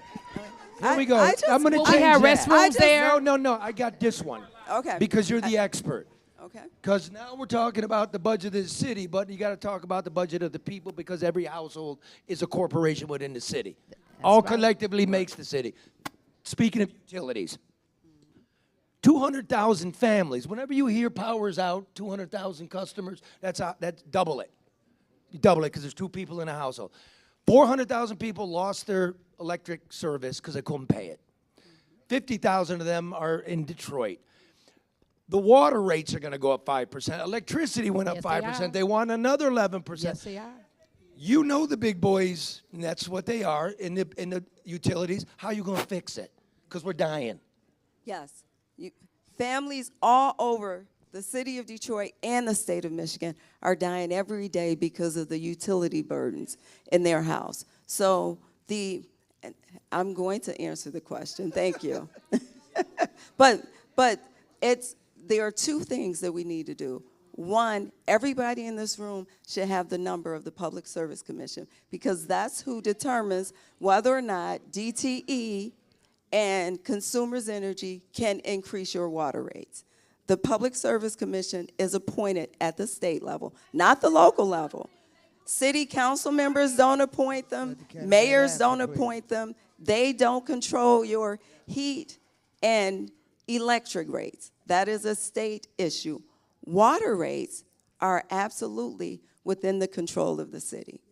That's right. My last vote on water rates was no. I voted against increasing the water rates in the city of Detroit. So we have to continue to maintain our infrastructure. We have to... Please let the candidate respond. You're right. I gave many families assistance with their water bills as the CEO of the Heat and Warmth Fund. And I'm very proud of the work that I did there. So thank you for that. Let me ask this. Can I say this? And I also... Can I respond to that? Yeah, go ahead, all 3 of you. What I'm going to say is, you better fight him for it. It sounds like you need a lawyer right now. And I'm the only one that's a lawyer. And No, here, we don't. what people No, we don't. need to understand is that you can lobby and you can use your influence. And as a mayor of the largest city of the city of Detroit, you can use influence in Lansing so that other $850 million that they're trying to put on us right now, you can stop those things with influence and with law. And you can stop those things by filing an action. If people understood this. See, I write the ordinances that people adopt. Thank you so much. But again, that's the process. But one of the things, you can also influence them by talking to these CEOs, because you're going to have you're going to talk to them one-on-one. You're going to use and expand grant programs so that you have the heat and warming funds to expand those so that people who are most in need, that we can get to them right away. So absolutely the children. It starts with the children. It's all about the children. So again, what it's about the law. The thing about the water rates is, when I ran for mayor last time, I was in the Detroit newspaper. How'd that work out? And hey, it worked out pretty good for me. It worked out pretty good. Mr. Duggan, you look totally different in real life. Yes, it worked out good for me. I came the top female in 2017. You know, so hey, against Mr. Duggan with no money. The mayor's name has been mentioned. But what I'm saying, back to the rates of the water rates and electricity, I suggested then that we have a program put in place, which they did put a program in place under COVID. But we have to continue to have our water, because a water is not only a need, it is a right. Let me ask you guys this. Can I respond just real quick to water? Why don't you go ahead? Yeah, just because I've done a lot working with water advocates here in the city of Detroit. There was an income-based water affordability bill that Mother Joanne Watson at one point had authored. I tried to continue that bill at one point. There was a lot of legal issues that prevented us. But right now in Lansing, there is a statewide income-based water affordability bill that we're trying to get passed that will allow assistance for people who cannot afford their water bills. Secondly, how can we hold DTE accountable? We don't set the rates, but we can ensure that they're providing more programs, more home repair grants so that people can fix their homes for insulation, weatherization, and things of that sort to help reduce their bills. So there is some accountability that we can provide. Started a statewide water program. So how much? The first one funded by the state. Here we go. I started. All right, I also worked with the Attorney General's office to ensure that the last time rates were increased, there were more grants and programs funded for low-income families who could not afford their bills. I got the last word on it now, because we're moving along. Am I correct when I say that DTE's profits increased 44% last year? Yes, it did. Yes, 40? it did. Yes. There's your answer. Yeah. Okay, thank Yeah. you. All right, But- go ahead, Karen. Karen, But what why didn't it take you to say that? All right, let's talk a little bit about population, because we have seen the city's population decline over the past 40 years. The current mayor said judge him by an increase in population. True to his nature, he was losing the game and changed the rules in terms of the methodology. So we ended up with, what did you say, Charlie? 6,000 6,000. mostly non-documented immigrants. But nobody's talking about the 40,000 plus black residents that have left the city.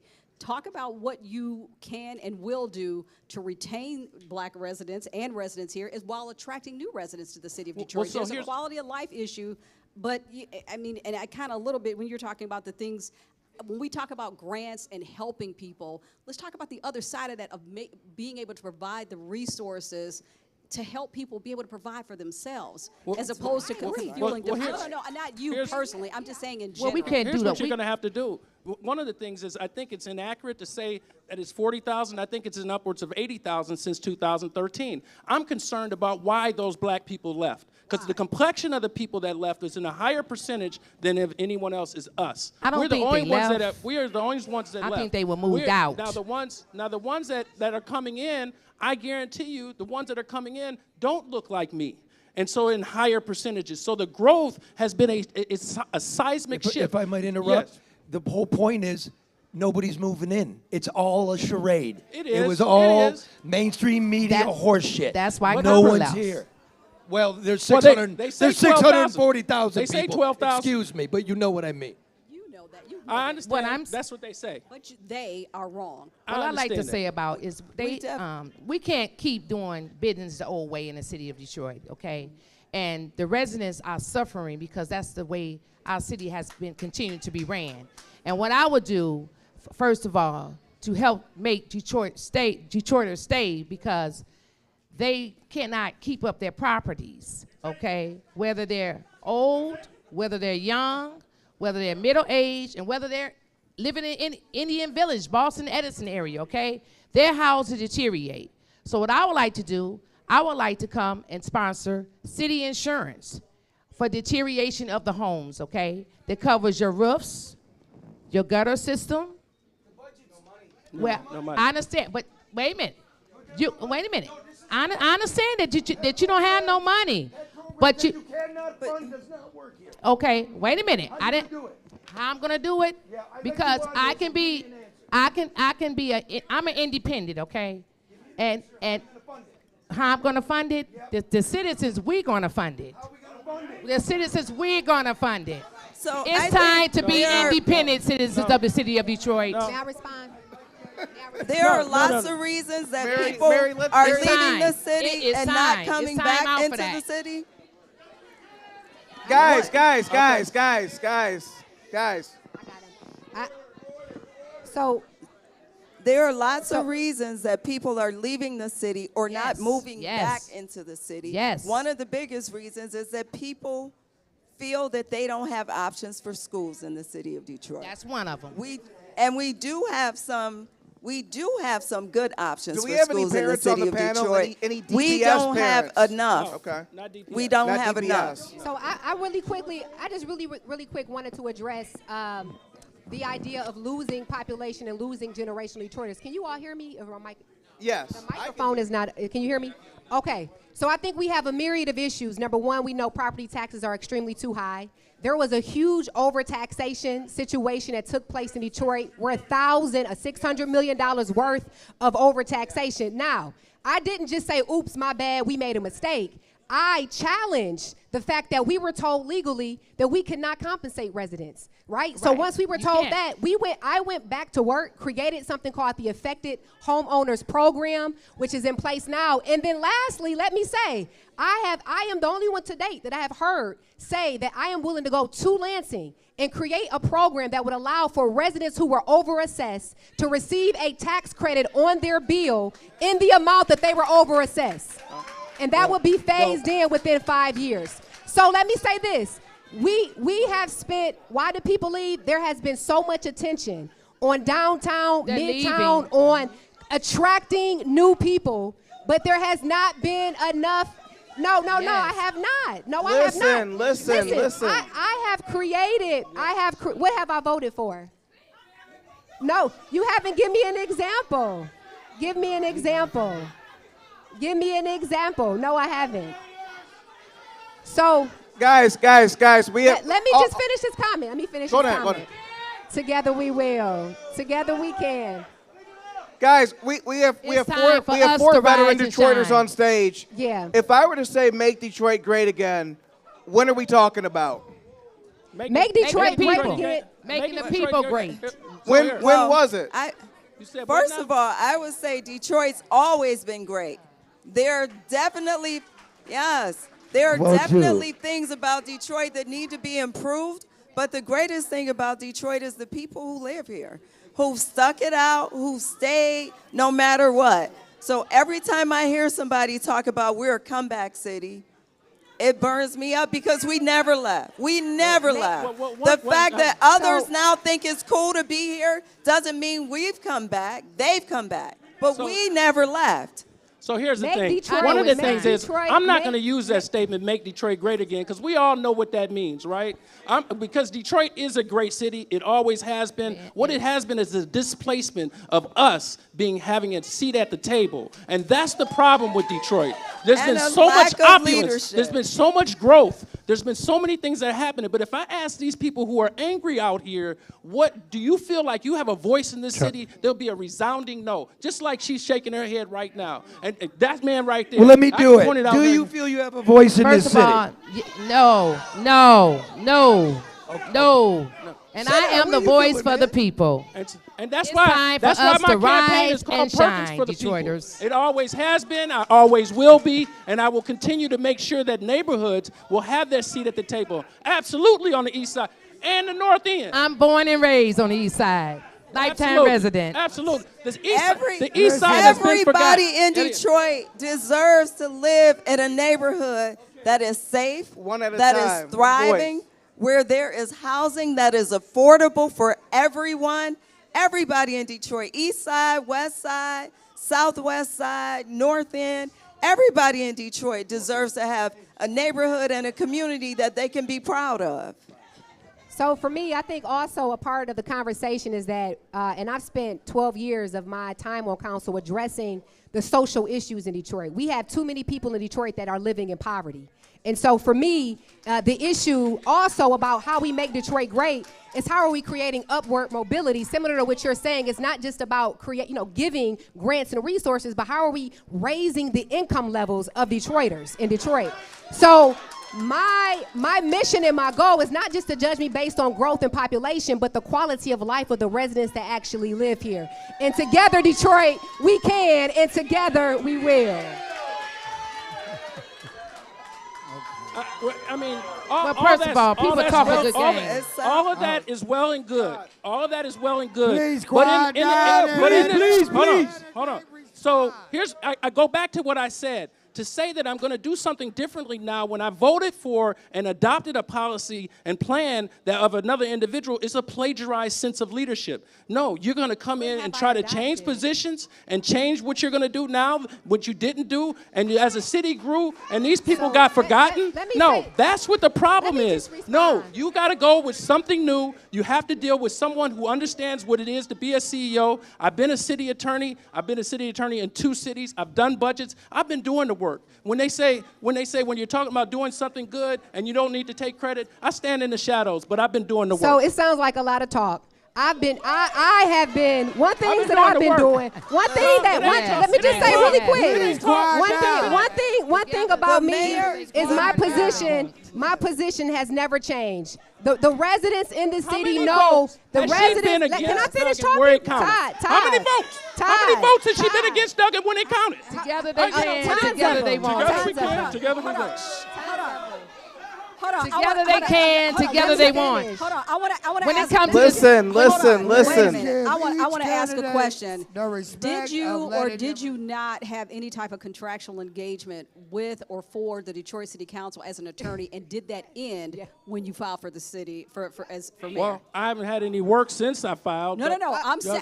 My contract's still in place. My question, because I'm concerned of were you eliminated from doing work for the city or the city council because you have filed for mayor? That's I the haven't question. gotten any more calls. Okay. I haven't gotten any more calls. Okay. Did you get white balled? I can't say. I don't have that. You know, as a lawyer, I only speak with the facts, and I don't have the receipts. Well, and so but therefore, I can't asked say. that Guys, question because people don't always understand the backdoor workings of politics, and there are deals that are done, and people know. Yes. Even even Yes. council. You two, Fred, have been on council. You guys get back in the chambers, and you know, okay, I'm going to vote this way, and I'm going to vote That's this right, way, and that's I'm right. going to They be. sell the people Hold on, out. Miss, please. I'm the one that's going to look good, and we'll take the fall, and the residents are the ones at a disadvantage, and that was They the reason are. why. Yes, I they asked. are. And we're tired of that. I- asked Karen, me. I will tell you, when I was on council, whatever I said in my office was the same thing I said at the front, at the table. I wasn't in my office saying one thing and then coming to the table saying something different. And anybody who works with me will tell you that. Mary, I want you to respond to that. But I got to ask Santil because, hey, excuse me. No.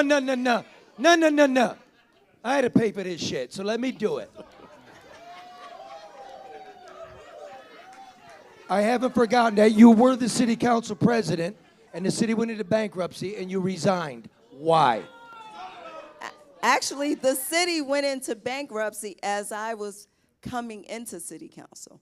If you recall, in 2009, when we were elected, we were going into a consent agreement. But 14, why? And in 2014, when I left city council, we were coming out of bankruptcy. As a matter of fact, my last day at city council was November 7th, 2014, and it was the day that we announced the plan of adjustment had been adopted, and we were exiting bankruptcy. Your work was done.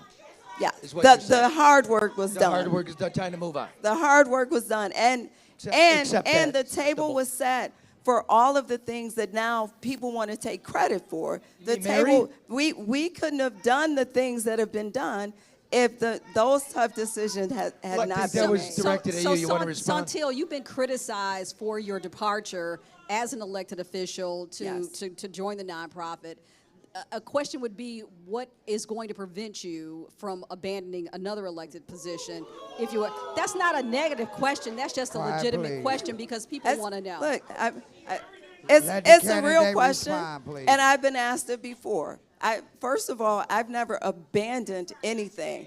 I've never abandoned this city. I've spent my entire life grinding for this city. My first job was at Focus Hope at 17 years old, and I've been serving Detroiters since I was 17 years old. The most vulnerable populations in this city have been my focus my entire adult life, and that will not change. When I left city council, I was leaving one of 9 seats. The city did not stop.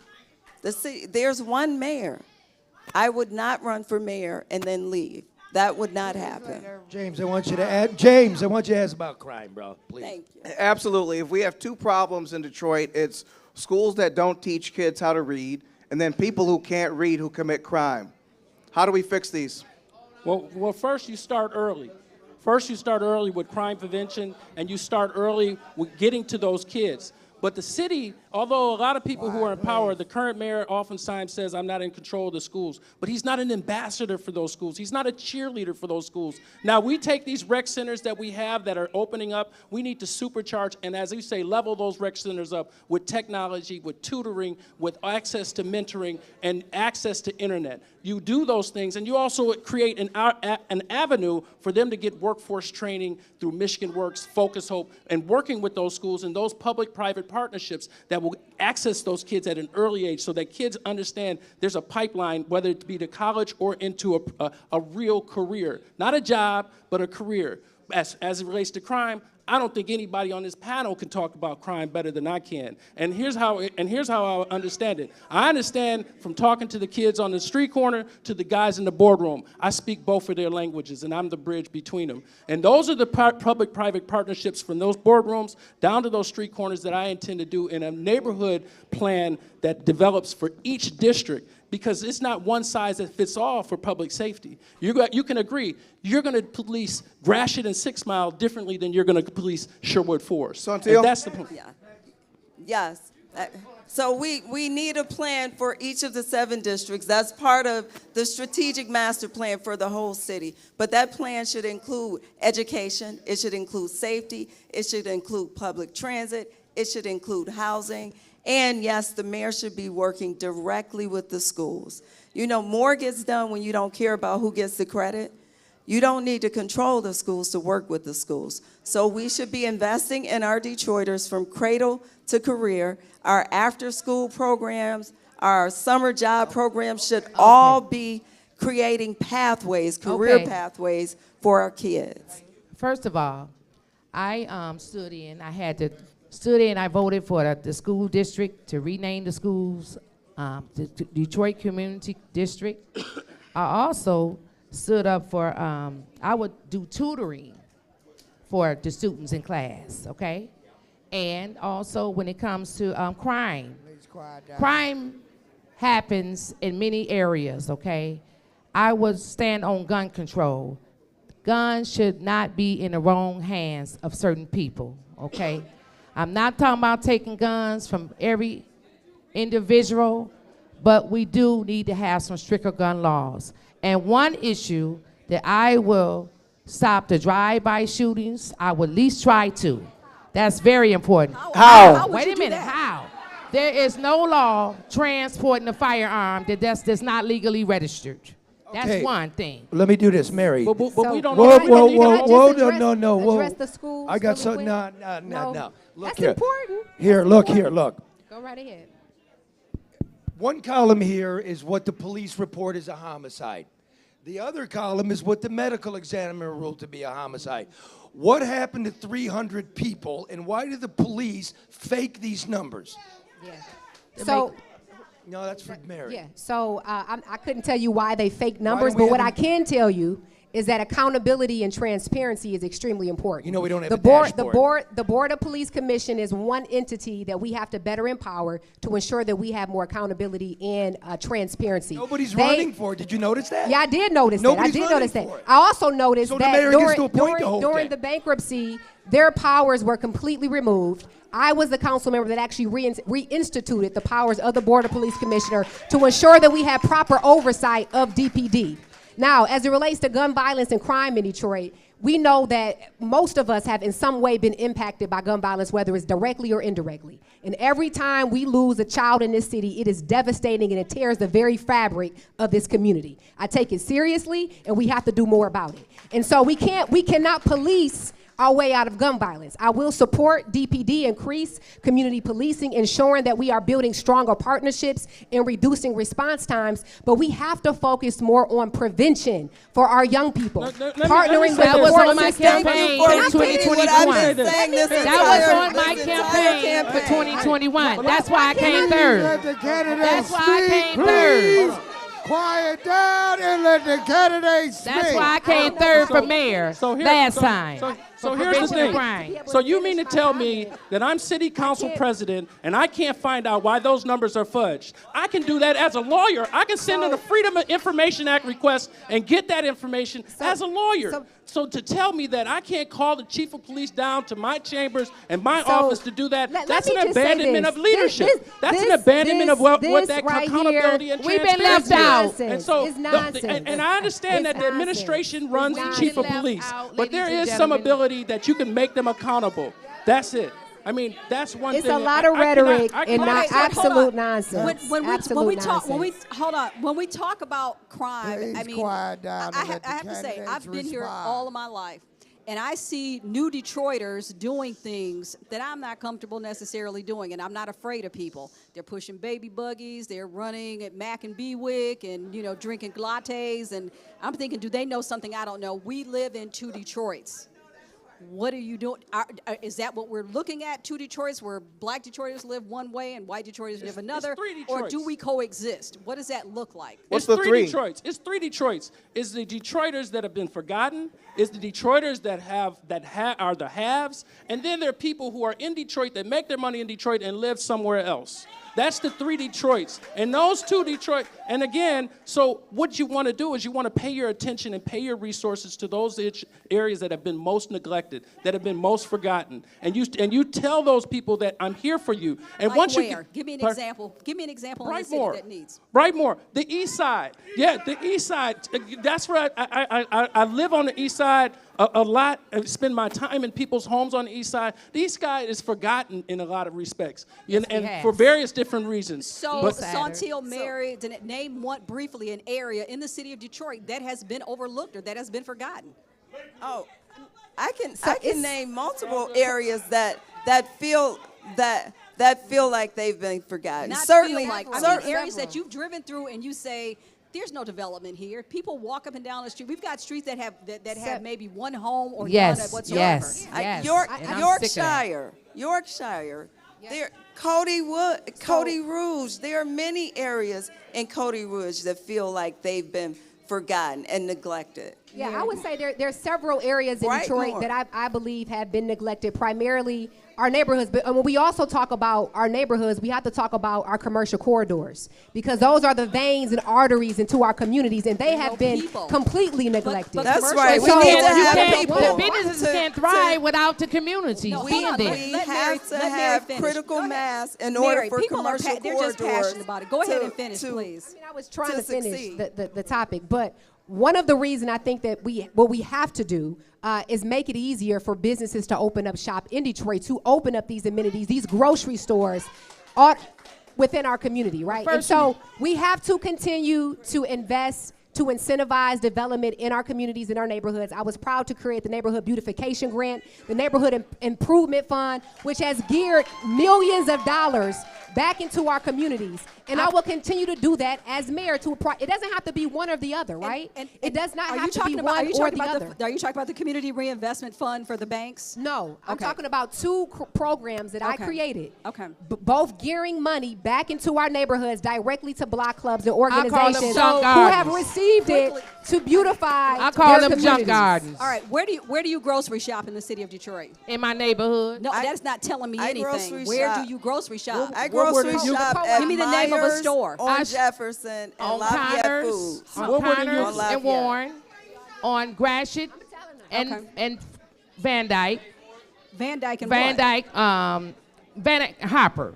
Gratiot and Hopper, Farmer John. And I also shop at the one on the boulevard. Okay, that's fine. Where do you shop, Mary? So it depends. I go to the Co-op on Woodward sometimes. Okay. I go to Myers right on Jefferson. I go to the Lafayette one right there on Lafayette. Sometimes I go to Myers off of 8 Mile. Okay. So it depends, right? Okay. Or the neighborhood grocery store, Raphael Wright. We got to support him as well, too. Okay. But, yes, we need more grocery stores in Detroit. Without a doubt, we have to continue to address the Todd, food where do you deserts that shop? we have. Co-op, Whole Foods, and I'll be honest. You don't shop, Todd. Let me tell you something. Yes, I do. Ask my wife. I shop. Let me tell you something. All right, He's a gross pointer. Okay. He don't shop in Detroit. Okay, last question. Last question. Last question. First of all, thank you all very much. This is the last question, very serious. Last question. This is our last question. Thank you all very much for being here. We do appreciate it. But the last question, the same that we asked the last panel.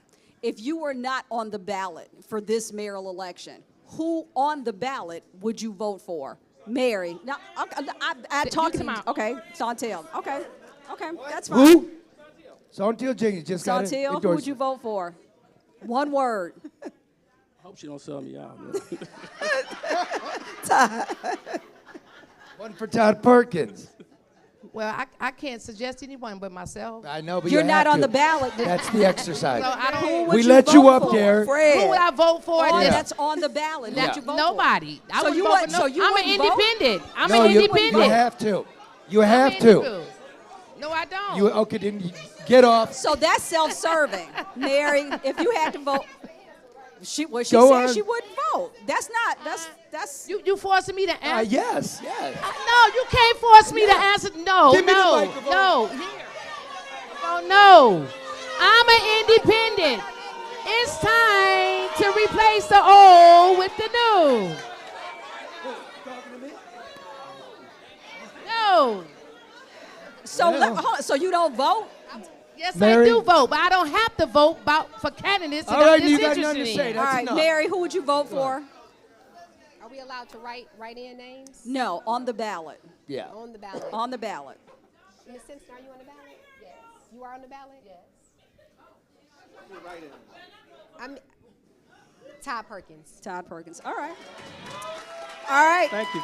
Even though you were pretty cruel to me today, Todd. That's a wrap. Thank you. All right, ladies and gentlemen, Thank you all for coming.